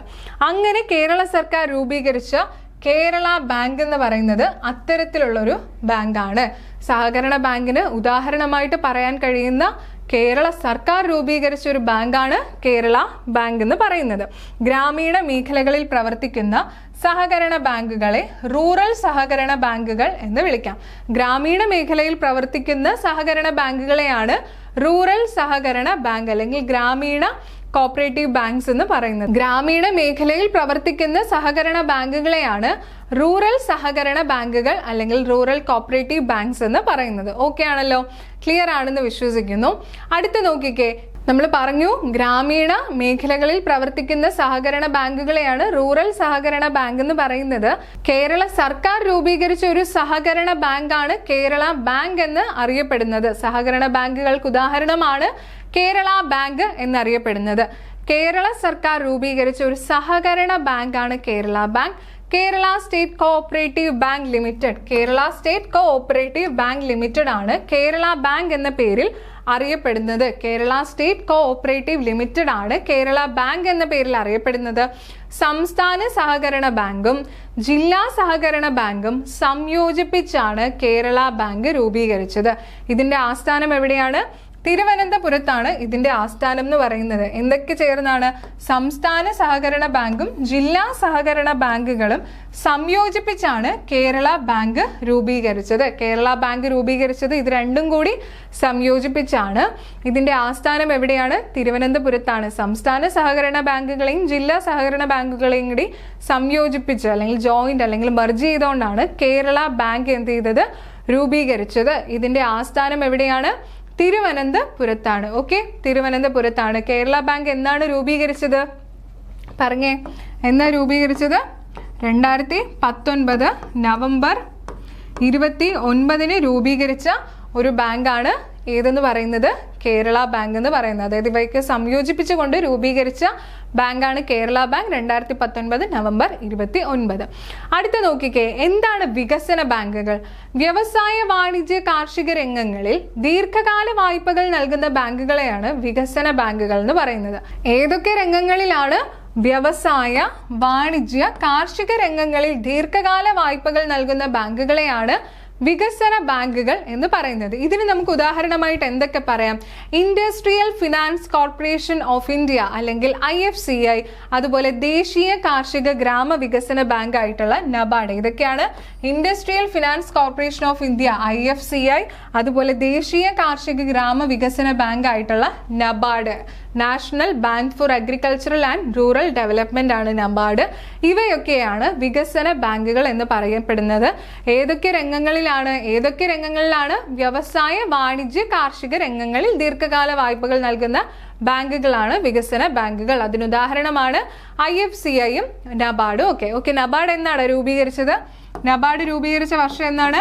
1982 ജൂലൈ 12 രൂപീകരിച്ച ബാങ്കാണ് ഏതെന്ന് പറയുന്നത്? നബാർഡ് എന്ന് പറയുന്നത് അല്ലെ. 1982 ജൂലൈ 12 ഏത് കമ്മിറ്റിയുടെ നിർദ്ദേശപ്രകാരമാണ് നബാർഡ് രൂപീകരിച്ചത്? ബി ശിവരാമൻ കമ്മിറ്റി അല്ലെ. ബി ശിവരാമൻ കമ്മിറ്റിയുടെ ശുപാർശ പ്രകാരം രൂപീകരിച്ച ദേശീയ കാർഷിക ഗ്രാമ വികസന ബാങ്ക് എന്ന് പറയുന്നത് വികസന ബാങ്കുകൾക്ക് ഒരു ഉദാഹരണമാണ്. ഓക്കെ, അടുത്ത നോക്കിക്കേ, ATMനെ കുറിച്ചാണ് പറഞ്ഞിരിക്കുന്നത്, അല്ലെങ്കിൽ ഓട്ടോമേറ്റഡ് ടെല്ലർ മെഷീൻ. PSCയിൽ സ്ഥിരമായിട്ട് ചോദിക്കാറുള്ളതാണ്. ATMന്റെ പൂർണ്ണ നാമം എന്താണ്? ATMന്റെ പൂർണ്ണ നാമം എന്താണ്? ഓട്ടോമാറ്റിക് എന്നും ഓട്ടോമേറ്റഡ് എന്നും ഒക്കെ നമുക്ക് എന്ത് ചെയ്യും? ഓപ്ഷൻസിൽ തരും. ക്ലിയർ ആയിട്ട് എടുക്കുക. ഓട്ടോമാറ്റിക് അല്ല, ഓട്ടോമേറ്റഡ് ടെല്ലർ മെഷീനെയാണ് ATM എന്ന് പറയുന്നത്. ഓട്ടോമേറ്റഡ് ടെല്ലർ മെഷീൻ ആണ് ATM. ബാങ്കിൽ പോകാതെ ഏത് സമയത്തും പണം അക്കൗണ്ടിൽ നിന്ന് പിൻവലിക്കാൻ ATM നമ്മെ സഹായിക്കുന്നു. CDM സൗകര്യം ഉപയോഗിച്ച് ഏത് സമയത്തും പണം നിക്ഷേപിക്കാനും കഴിയുന്നു അല്ലെ. ATM ആയിരുന്നു ആദ്യം ഉണ്ടായിരുന്നത്. എന്താണ്? പണം നമുക്ക് പിൻവലിക്കാൻ, ബാങ്കിൽ പോവാതെ തന്നെ പിൻവലിക്കാൻ കഴിയുന്നതാണ് ATM എന്ന് പറയുന്നത്. എന്നാൽ CDM അല്ലെങ്കിൽ ക്യാഷ് ഡെപ്പോസിറ്റ് മെഷീൻ എന്താണ്? CDM അല്ലെങ്കിൽ ക്യാഷ് ഡെപ്പോസിറ്റ് മെഷീൻ എന്ന് പറയുന്നത് ബാങ്കിൽ പോവാതെ തന്നെ പണം നിക്ഷേപിക്കാൻ കഴിയുന്ന സൗകര്യമാണ് ഏതെന്ന് പറയുന്നത്? ക്യാഷ് ഡെപ്പോസിറ്റ് മെഷീൻ അല്ലെങ്കിൽ CDM എന്ന് പറയുന്നത്. അടുത്ത നോക്കുക, UPI അല്ലെങ്കിൽ യൂണിഫൈഡ് പേയ്മെന്റ്സ് ഇന്റർഫേസ്. ഇതും ഒരു PYQ തന്നെയാണ്. UPI അല്ലെങ്കിൽ യൂണിഫൈഡ് പേയ്മെന്റ്സ് ഇന്റർഫേസ് ഒന്നിലധികം ബാങ്ക് അക്കൗണ്ടുകളെ ഒരൊറ്റ മൊബൈൽ ആപ്ലിക്കേഷനിലൂടെ ഉപയോഗപ്പെടുത്താൻ കഴിയുന്ന ഡിജിറ്റൽ സംവിധാനമാണ് UPI എന്ന് പറയുന്നത്. ഇതൊക്കെ നമ്മൾ വായിച്ചു വെച്ചിരുന്നാൽ മതി, നമുക്ക് അറിയുന്ന കാര്യങ്ങൾ തന്നെയാണ്. ജസ്റ്റ് ഈ ഒരു പാഠഭാഗത്തിൽ ഉൾപ്പെടുത്തിയത് കൊണ്ട് മാത്രമാണ് ഇവിടെ നമ്മളിങ്ങനെ വായിച്ചു പോകുന്നത്. ബാങ്കിലോ ATMലോ പോവാതെ തന്നെ പണമിടപാടുകൾ നടത്താൻ ഈ സംവിധാനത്തിലൂടെ കഴിയും. ഏത് സമയത്തും ഡിജിറ്റൽ ഉപകരണങ്ങളുടെ സഹായത്തോടെ പണം കൈമാറാം. QR കോഡ്, അതുപോലെ mobile phone number, account number എന്നിവ ഉപയോഗിച്ചാണ് ഇടപാടുകൾ നടത്തുന്നത്. ഓക്കെ, UPI നമ്മൾ എല്ലാവരും ഫോൺ പേയും ഗൂഗിൾ പേ ഒക്കെ യൂസ് ചെയ്യുന്നവരാണ് അല്ലേ. അപ്പോൾ അതെന്താണ്, UPI ആണ്. പണം നമുക്ക് വീട്ടിൽ ഇരുന്നു കൊണ്ട് തന്നെ കൈമാറ്റം ചെയ്യപ്പെടാൻ കഴിയുന്ന ഒരു സംവിധാനമാണ് UPI അല്ലെങ്കിൽ യൂണിഫൈഡ് പേയ്മെന്റ് ഇന്റർഫേസ് എന്ന് പറയുന്നത്. QR കോഡ് യൂസ് ചെയ്തോ, ഫോൺ നമ്പർ യൂസ് ചെയ്തോ, അക്കൗണ്ട് നമ്പർ യൂസ് ചെയ്തൊക്കെ നമുക്ക് എന്ത് ചെയ്യാം, പണം കൈമാറ്റം നടത്താം. ക്ലിയർ ആണല്ലോ. അടുത്തത് നോക്കിക്കേ, ക്രെഡിറ്റ് കാർഡും ഡെബിറ്റ് കാർഡും എന്താണെന്നാണ് പറഞ്ഞിരിക്കുന്നത്. പണമിടപാടുകൾ നടത്താൻ വേണ്ടി ബാങ്കുകൾ ഇടപാടുകാർക്ക് നൽകുന്ന കാർഡുകളെയാണ് ക്രെഡിറ്റ് കാർഡും ഡെബിറ്റ് കാർഡും എന്ന് പറയുന്നത്. പണം കൈവശം കരുതണ്ട എന്നതാണ് ഇതിലൂടെ ഇടപാടുകാർക്ക് ലഭിക്കുന്ന പ്രധാന സൗകര്യം. എന്നാൽ അക്കൗണ്ടിൽ പണമുണ്ടെങ്കിൽ മാത്രമേ ഡെബിറ്റ് കാർഡ് ഉപയോഗിക്കാൻ കഴിയൂ അല്ലേ. നമുക്കറിയാം, അക്കൗണ്ടിൽ പണം ഉണ്ടെങ്കിൽ മാത്രമേ ഡെബിറ്റ് കാർഡ് ഉപയോഗിക്കാൻ കഴിയുള്ളൂ. എന്നാൽ അക്കൗണ്ടിൽ പണം ഇല്ലെങ്കിലും ഇടപാടുകൾ നടത്താൻ സഹായിക്കുന്ന കാർഡാണ് ക്രെഡിറ്റ് കാർഡ് എന്ന് പറയുന്നത് അല്ലേ. നമ്മുടെ അക്കൗണ്ടിൽ പൈസ ഉണ്ടെങ്കിൽ ഡെബിറ്റ് കാർഡ് യൂസ് ചെയ്യുമ്പോഴത്തേക്ക് നമുക്ക് മണി വിഡ്രോ ചെയ്യാൻ പറ്റത്തുള്ളൂ. എന്നാൽ ക്രെഡിറ്റ് കാർഡ് എന്ന് പറയുന്നത് അങ്ങനെയല്ല. നമ്മുടെ അക്കൗണ്ടിൽ പണം ഇല്ലെങ്കിൽ പോലും നമുക്ക് ക്രെഡിറ്റ് കാർഡ് ഉപയോഗിച്ച് സാമ്പത്തിക ഇടപാടുകൾ നടത്താനായിട്ട് കഴിയും. ക്രെഡിറ്റ് കാർഡ് ഉടമകൾക്ക് നിശ്ചിത ദിവസത്തേക്ക് ബാങ്കുകൾ കടമായാണ് നൽകുന്നത്. അതെങ്ങനെയാണ് നൽകുന്നത്? ബാങ്ക് കുറച്ച് ദിവസത്തേക്ക് മാത്രമായിട്ടൊരു കടം പോലെയാണ് ഈ ഒരു ക്രെഡിറ്റ് കാർഡ് നൽകുന്നത്. അതായത് ക്രെഡിറ്റ് കാർഡിൽ കുറച്ച് എമൗണ്ട് ബാങ്കുകൾ കടമായിട്ട് നൽകുന്നതാണ്. അതുകൊണ്ട് നമുക്ക് എന്ത് ചെയ്യാം, അത്യാവശ്യ ഘട്ടങ്ങളിൽ ക്രെഡിറ്റ് കാർഡ് യൂസ് ചെയ്യാം. നമ്മുടെ ബാങ്ക് അക്കൗണ്ടിൽ എന്ത് വേണമെന്നില്ല, പണം വേണമെന്നില്ല. എന്നാൽ ഇവിടെ ശ്രദ്ധിക്കുക, സമയപരിധിക്കുള്ളിൽ പണം തിരികെ അടച്ചില്ലെങ്കിൽ ബാങ്കുകൾ പലിശ ഈടാക്കുന്നതാണ്. ഓക്കെ, അതിനൊരു സമയപരിധിയുണ്ട്. ആ സമയപരിധിക്കകം തന്നെ പണം തിരികെ അടച്ചില്ലെങ്കിൽ ബാങ്കുകൾ എന്ത് ചെയ്യും, പലിശ ഈടാക്കും. ഓക്കെ ആണല്ലോ. അതാണ് ക്രെഡിറ്റ് കാർഡും ഡെബിറ്റ് കാർഡും എന്ന് പറയുന്നത്. അടുത്തത്, നമ്മുടെ ബാങ്കിങ് മേഖലകൾ ഇത്രയും പുരോഗമിച്ചപ്പോൾ, അതായത് നമുക്ക് ഇപ്പം നമ്മൾ പറഞ്ഞു ക്രെഡിറ്റ് കാർഡും ഡെബിറ്റ് കാർഡും യൂസ് ചെയ്യാം, ATM, UPI എന്നിവയൊക്കെ ഉണ്ട്. നമുക്ക് ബാങ്കിൽ പോവാതെ വീട്ടിലിരുന്നു കൊണ്ടോ അല്ലെങ്കിൽ നമ്മൾ ഏത് സ്ഥലത്താണോ അവിടെ നിന്നൊക്കെ നമുക്ക് സാമ്പത്തിക ഇടപാടുകൾ നടത്താനായിട്ട് സാധിക്കും അല്ലേ. അപ്പം അങ്ങനെയൊക്കെ വന്നപ്പോൾ തന്നെ ഒരുപാട് തട്ടിപ്പുകളും ഉണ്ടാകാനായിട്ട് തുടങ്ങി. അതാണ് ഇവിടെ കരുതലോടെ ബാങ്കിങ് എന്ന തലക്കെട്ടിൽ തന്നിരിക്കുന്നത്. കുറച്ച് ന്യൂസ് കട്ടിങ്സ് പോലെ തന്നിരിക്കുകയാണ്. ലോൺ ആപ്പുകൾ ജാഗ്രത പാലിക്കണമെന്ന് പോലീസ്, ഓൺലൈൻ ട്രേഡിംഗ്, അക്കൗണ്ടിൽ നിന്നും ലക്ഷങ്ങൾ നഷ്ടപ്പെട്ടു, ഡിജിറ്റൽ അറസ്റ്റിലൂടെ പണം തട്ടി, OTP കൈക്കലാക്കി പണം തട്ടിപ്പ്, ഇതൊക്കെ ഇപ്പം നടന്നുകൊണ്ടിരിക്കുന്നതാണ്. നമ്മൾ സ്ഥിരം ഇതെല്ലാം കണ്ടുകൊണ്ടിരിക്കുകയാണ് അല്ലേ. ന്യൂസിൽ കൂടെയൊക്കെ അറിയുന്ന കാര്യങ്ങളാണ് സാമ്പത്തിക തട്ടിപ്പുകൾ നടക്കുന്ന കാര്യം. അപ്പോൾ അങ്ങനെ സാമ്പത്തിക തട്ടിപ്പുകൾ അല്ലെങ്കിൽ സൈബർ സാമ്പത്തിക തട്ടിപ്പുകൾ നടന്നു കഴിഞ്ഞാൽ നമുക്ക് കോൺടാക്ട് ചെയ്യാനുള്ള ഒരു ഹെൽപ്പ് ലൈൻ നമ്പറാണ് 1930 എന്ന് പറയുന്നത്. എത്രയാണ്ടാ? 1930. നമ്മുടെ HCRT പാഠഭാഗത്തിൽ തന്നെ ഇത് തന്നിട്ടുണ്ട്. സൈബർ സാമ്പത്തിക തട്ടിപ്പുകൾ നടന്നു കഴിഞ്ഞാൽ നമുക്ക് വിളിക്കാൻ കഴിയുന്ന ഒരു ഹെൽപ്പ് ലൈൻ നമ്പറാണ് 1930 എന്ന് പറയുന്നത്. സിറ്റിസൺ ഫിനാൻഷ്യൽ സൈബർ ഫ്രോഡ് എന്നാണ് പറയുന്നത്. Okay, citizen financial cyber fraud. Okay, citizen financial cyber fraud അല്ലെങ്കിൽ സൈബർ സാമ്പത്തിക തട്ടിപ്പ്, ഇതുമായി ബന്ധപ്പെട്ട് നമുക്ക് വിളിക്കാൻ പറ്റുന്ന ഹെൽപ്പ് ലൈൻ നമ്പറാണ് 1930 എന്ന് പറയുന്നത്. ഓക്കെ, ഇത്രയും കാര്യങ്ങളാണ് നമ്മുടെ SCRTയിലെ സ്വരുക്കൂട്ടാം കരുതി വെക്കാം എന്ന പാഠഭാഗത്തിൽ ഉൾപ്പെടുത്തിയിട്ടുള്ളത്. ഇത്രയും കാര്യങ്ങൾ നിങ്ങൾക്ക് ക്ലിയർ ആണ് എന്ന് വിശ്വസിക്കുന്നു. ഇനി ഇതിൽ നിന്ന് എങ്ങനെയായിരിക്കും PSC ചോദ്യങ്ങൾ ചോദിക്കുക, കുറച്ച് മോഡൽ ക്വസ്റ്റ്യൻസ് ഒന്ന് നമുക്ക് ഡിസ്കസ് ചെയ്യാം. അപ്പോൾ നിങ്ങൾക്ക് കുറച്ചും കൂടി ഒരു ഐഡിയ കിട്ടും എങ്ങനെയായിരിക്കാം PSC ഈ ഒരു പാഠഭാഗത്തിൽ നിന്ന് ചോദ്യങ്ങൾ ചോദിക്കുന്നതെന്ന്. അപ്പോൾ നമുക്ക് കുറച്ച് ക്വസ്റ്റ്യൻസ് നോക്കാം. ആദ്യത്തെ ചോദ്യം ഇതാണ്: ഇന്ത്യയിലെ ആദ്യത്തെ ആധുനിക ബാങ്കായി കണക്കാക്കപ്പെടുന്ന ബാങ്ക് ഓഫ് ഹിന്ദുസ്ഥാൻ സ്ഥാപിതമായ വർഷം ഏത്? നമ്മൾ ഈ ചാപ്റ്ററിൽ പഠിച്ചതാണ് അല്ലേ. ബാങ്ക് ഓഫ് ഹിന്ദുസ്ഥാൻ ഇന്ത്യയിലെ ആദ്യത്തെ ആധുനിക ബാങ്കായി കണക്കപ്പെടുന്നു. ഏത് വർഷം സ്ഥാപിച്ചു? ഓപ്ഷൻസ് നോക്കിക്കേ. 1935, 1899, 1770, 1947. നിങ്ങളുടെ മനസ്സിൽ ഇപ്പൊ തന്നെ ഉത്തരം വന്നിട്ടുണ്ടാവും അല്ലെ. എന്താണ്? 1770 ആണ്. 1770 ഇന്ത്യയിലെ ആദ്യത്തെ ആധുനിക ബാങ്കായി കണക്കാക്കപ്പെടുന്ന ബാങ്ക് ഓഫ് ഹിന്ദുസ്ഥാൻ സ്ഥാപിതമായത്. അടുത്ത ചോദ്യം ഇങ്ങനെയാണ്: താഴെ പറയുന്ന പ്രസ്താവനകൾ പരിശോധിച്ച് ശരിയായവ കണ്ടെത്തുക. താഴെ പറയുന്ന പ്രസ്താവനകൾ പരിശോധിച്ച് ശരിയായവ കണ്ടെത്തുക. എന്താണ് ആദ്യത്തെ തന്നിരിക്കുന്നത്? ഇന്ത്യയിൽ ആധുനിക ബാങ്കിംഗ് സമ്പ്രദായത്തിന് തുടക്കം കുറിച്ചത് ഈസ്റ്റ് ഇന്ത്യ കമ്പനിയാണ്. ഇന്ത്യയിൽ ആധുനിക ബാങ്കിംഗ് സമ്പ്രദായത്തിന് തുടക്കം കുറിച്ചത് ആരാണ്? ഈസ്റ്റ് ഇന്ത്യ കമ്പനിയാണെന്ന് പറഞ്ഞിരിക്കുന്നു. രണ്ടാമത്തെ സ്റ്റേറ്റ്മെന്റ് ഇങ്ങനെയാണ്: അപ്പു നെടുങ്ങാടി സ്ഥാപിച്ച നെടുങ്ങാടി ബാങ്ക് കേരളത്തിലെ ആദ്യത്തെ സ്വകാര്യ ബാങ്കാണ്. മൂന്നാമത്തെ സ്റ്റേറ്റ്മെന്റ് എന്താണ്? നെടുങ്ങാടി ബാങ്ക് 1899 കോഴിക്കോട് ആസ്ഥാനമായാണ് സ്ഥാപിതമായത്. കുറച്ച് ഓപ്ഷൻസും തന്നിട്ടുണ്ട്. അപ്പൊ നമുക്ക് ആദ്യം ചോദ്യത്തിൽ എന്താണ് ചോദിച്ചിരിക്കുന്നത് നോക്കാം. എന്താണ്? ശരിയായവ കണ്ടെത്തുക എന്നാണ് പറഞ്ഞിരിക്കുന്നത്. എപ്പോഴും PSCയുടെ ഒരു ചോദ്യം എടുക്കുമ്പോൾ നിങ്ങൾ ശ്രദ്ധിക്കേണ്ടത് തന്നിരിക്കുന്ന സ്റ്റേറ്റ്മെന്റ് ശരിയായവയാണോ തെറ്റായവയാണോ ചോദിക്കുന്നതെന്നുള്ളതാണ്. ഓക്കെ, ഇവിടെ നമുക്ക് ശരിയായവയാണ് ചോദിച്ചിരിക്കുന്നത്. ഇന്ത്യയിൽ ആധുനിക ബാങ്കിംഗ് സമ്പ്രദായത്തിന് തുടക്കം കുറിച്ചത് ഈസ്റ്റ് ഇന്ത്യ കമ്പനിയാണ് അല്ലേ? ഈസ്റ്റ് ഇന്ത്യ കമ്പനിയാണെന്നല്ലേ നമ്മൾ പഠിച്ചത്. അടുത്ത എന്താണ്? അപ്പു നെടുങ്ങാടി സ്ഥാപിച്ച നെടുങ്ങാടി ബാങ്ക് കേരളത്തിലെ ആദ്യത്തെ സ്വകാര്യ ബാങ്കാണ്. അതെ, അങ്ങനെയാണ് നമ്മളും SCRTയിൽ ഇപ്പൊ പഠിച്ചു കഴിഞ്ഞത് അല്ലേ. നെടുങ്ങാടി ബാങ്ക് 1899 കോഴിക്കോട് ആസ്ഥാനമായാണ് സ്ഥാപിതമായത്. അതും ശരിയാണ്. 1899 കോഴിക്കോട് ആസ്ഥാനമായിട്ട് നെടുങ്ങാടി ബാങ്ക് സ്ഥാപിതമായത്. അങ്ങനെ വരുമ്പോൾ ഇവിടുത്തെ ഉത്തരം എന്താണ്? 1, 2, 3 പ്രസ്താവനകൾ ശരിയാണ്. 3 സ്റ്റേറ്റ്മെന്റും ശരിയാണ് അല്ലെ. അടുത്ത ചോദ്യം നോക്കിക്കേ. റിസർവ് ബാങ്ക് ഓഫ് ഇന്ത്യ അതായത് RBI സംബന്ധിച്ച് താഴെ പറയുന്ന പ്രസ്താവനകളിൽ ശരിയായത് ഏതെല്ലാം? ഇവിടെയും ശരിയായതാണ് ചോദിച്ചിരിക്കുന്നത്. ആദ്യത്തെ സ്റ്റേറ്റ്മെന്റ് എന്താണ്? റിസർവ് ബാങ്ക് ഓഫ് ഇന്ത്യ 1935 സ്ഥാപിതമായി. റിസർവ് ബാങ്ക് ഓഫ് ഇന്ത്യ 1935 സ്ഥാപിതമായി. രണ്ടാമത്തെ സ്റ്റേറ്റ്മെന്റ് ഇന്ത്യയുടെ കേന്ദ്ര ബാങ്കായ റിസർവ് ബാങ്കിന്റെ ആസ്ഥാനം മുംബൈ ആണ്. ഇന്ത്യയുടെ കേന്ദ്ര ബാങ്കായ റിസർവ് ബാങ്കിന്റെ ആസ്ഥാനം മുംബൈ ആണ്. മൂന്നാമത്തെ സ്റ്റേറ്റ്മെന്റ് ഗവൺമെന്റിന്റെ ബാങ്കറായി പ്രവർത്തിക്കുക എന്നത് റിസർവ് ബാങ്കിന്റെ പ്രധാന ധർമ്മങ്ങളിൽ ഒന്നാണ്. ഗവൺമെന്റിന്റെ ബാങ്കറായി പ്രവർത്തിക്കുക എന്നത് റിസർവ് ബാങ്കിന്റെ പ്രധാന ധർമ്മങ്ങളിൽ ഒന്നാണ്. നാലാമത്തെ സ്റ്റേറ്റ്മെന്റ് രാജ്യത്തെ എല്ലാ കറൻസി നോട്ടുകളും ₹1 നോട്ട് ഉൾപ്പെടെ അച്ചടിക്കുന്നത് റിസർവ് ബാങ്ക് ആണ് എന്നാണ് പറഞ്ഞിരിക്കുന്നത്. ഇതിൽ ആദ്യത്തെ സ്റ്റേറ്റ്മെന്റ് ശരിയാണ് അല്ലെ. റിസർവ് ബാങ്ക് ഓഫ് ഇന്ത്യ 1935 സ്ഥാപിതമായത്. എവിടെയാണ് ആസ്ഥാനം? മുംബൈയിലാണ്. ഗവൺമെന്റിന്റെ ബാങ്കറായി പ്രവർത്തിക്കുക എന്നത് റിസർവ് ബാങ്കിന്റെ പ്രധാന ധർമ്മങ്ങളിൽ ഒന്നാണ്. അതെ, അങ്ങനെ നമ്മൾ പഠിച്ചു അല്ലെ, ധർമ്മങ്ങൾ പഠിച്ചപ്പോൾ റിസർവ് ബാങ്കിന്റെ.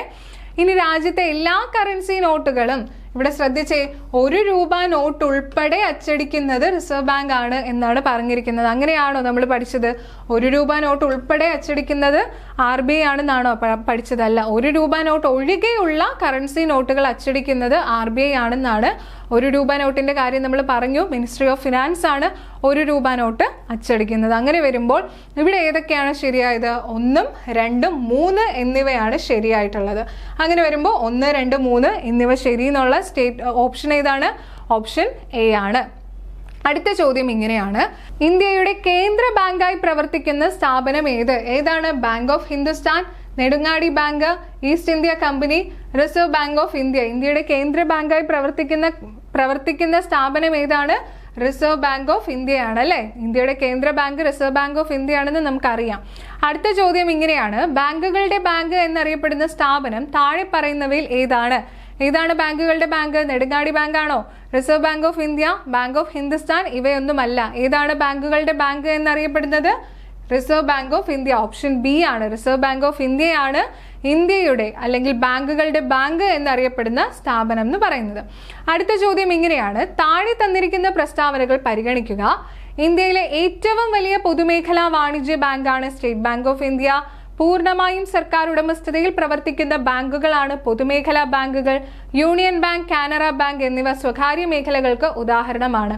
തന്നിരിക്കുന്ന കോഡിൽ നിന്നും ശരിയായ പ്രസ്താവന തിരഞ്ഞെടുക്കുക. ശരിയായ പ്രസ്താവനയാണ് തിരഞ്ഞെടുക്കേണ്ടത്. ഇന്ത്യയിലെ ഏറ്റവും വലിയ പൊതുമേഖലാ വാണിജ്യ ബാങ്കാണ് സ്റ്റേറ്റ് ബാങ്ക് ഓഫ് ഇന്ത്യ. അതെ, നമ്മൾ മാർക്ക് ചെയ്ത് പഠിച്ചതാണല്ലേ അവിടെ. പൂർണ്ണമായും സർക്കാർ ഉടമസ്ഥതയിൽ പ്രവർത്തിക്കുന്ന ബാങ്കുകളാണ് പൊതുമേഖലാ ബാങ്കുകൾ. അതെ, അതും ശരിയാണ്. പൂർണ്ണമായും സർക്കാർ ഉടമസ്ഥതയിൽ പ്രവർത്തിക്കുന്ന ബാങ്കുകളെയാണ് പൊതുമേഖലാ ബാങ്കുകൾ എന്ന് പറയുന്നത്. യൂണിയൻ ബാങ്ക്, കാനറ ബാങ്ക് എന്നിവ സ്വകാര്യ മേഖലകൾക്ക് ഉദാഹരണമാണ്. സ്വകാര്യ മേഖലകൾക്ക് ഉദാഹരണമായിട്ടാണോ യൂണിയൻ ബാങ്കും കാനറ ബാങ്കും ഒക്കെ പഠിച്ചത്? അല്ലല്ലേ. സ്വകാര്യ മേഖലകൾക്കല്ല, പൊതുമേഖലാ ബാങ്കുകൾക്ക് ഉദാഹരണമാണ് യൂണിയൻ ബാങ്കും കാനറ ബാങ്കും എന്ന് പറയുന്നത്. ഓക്കെ, അപ്പോൾ ഇവിടെ തന്നിരിക്കുന്ന കോഡിൽ നിന്നും ശരിയായിട്ടുള്ള പ്രസ്താവന ഏതൊക്കെയാണ്? 1, രണ്ടും മാത്രമാണ് ശരിയായിട്ടുള്ള പ്രസ്താവന അല്ലേ, 1ഉം 2ഉം മാത്രമാണ്. അങ്ങനെ നോക്കുമ്പോൾ ഓപ്ഷൻ ബി ആണ് ശരിയായിട്ടുള്ള സ്റ്റേറ്റ്മെന്റ് എന്ന് പറയുന്നത്. ശരിയായ ഉത്തരം 1ഉം 2ഉമാണ്. ഓക്കെ, അടുത്ത ചോദ്യം ഇങ്ങനെയാണ്: താഴെ തന്നിരിക്കുന്നവയിൽ വ്യവസായ, വാണിജ്യ, കാർഷിക രംഗങ്ങളിൽ ദീർഘകാല വായ്പകൾ നൽകുന്ന ബാങ്കുകൾ തിരഞ്ഞെടുക്കുക. വ്യവസായ, വാണിജ്യ, കാർഷിക രംഗങ്ങളിൽ ദീർഘകാല വായ്പ നൽകുന്ന ബാങ്കുകൾ ഏതൊക്കെയാണെന്നാണ് ചോദിക്കുന്നത്. 1 industrial finance corporation of India IFCI, 2 ദേശീയ കാർഷിക ഗ്രാമവികസന ബാങ്ക് നബാർഡ്, 3 HDFC. ഇവിടെ നമ്മൾ പഠിച്ചതാണ് IFCIയും നബാർഡും ആണ് ഏതിനുദാഹരണം? ദീർഘകാല വായ്പകൾ നൽകുന്ന വ്യവസായ, വാണിജ്യ, കാർഷിക ബാങ്കുകൾക്ക് ഉദാഹരണം അല്ലെ. അങ്ങനെ നോക്കുമ്പോൾ ഓപ്ഷൻ സി ആണ് 1ഉം 2ഉം ശരിയാണ് എന്നുള്ളതാണ് ശരിയായിട്ടുള്ള ഉത്തരം എന്ന് പറയുന്നത്. ക്ലിയർ ആണല്ലോ? അപ്പോൾ നോക്കിക്കേ, ഈ രീതിയിലാണ് PSC പാഠഭാഗങ്ങളിൽ നിന്നും ചോദ്യങ്ങൾ ചോദിക്കുന്നത്. കുറച്ച് MCQ ഡിസ്കഷൻസും കൂടി ഡിസ്കസ് ചെയ്തപ്പോൾ നിങ്ങൾക്കത് മനസ്സിലായിട്ടുണ്ടാവും. അപ്പോൾ ക്ലിയർ ആയിട്ട് ഈ ഒരു പാഠഭാഗം പഠിക്കുക. ഇനി നിങ്ങൾക്ക് വീണ്ടും ഈ ഒരു പാഠഭാഗം പഠിക്കേണ്ടി വരില്ല, അത്രത്തോളം ക്ലിയർ ആയിട്ട് നമ്മളിവിടെ പഠിച്ചു കഴിഞ്ഞു. ഇനിയും ബാക്കിയുള്ള പാഠഭാഗങ്ങൾ ഇതുപോലെ തന്നെ നമുക്ക് പഠിക്കാം. അപ്പോൾ ഇനി മറ്റൊരു SCRT സെഷനിൽ കാണുന്നത് വരെയും എല്ലാവർക്കും താങ്ക് യു.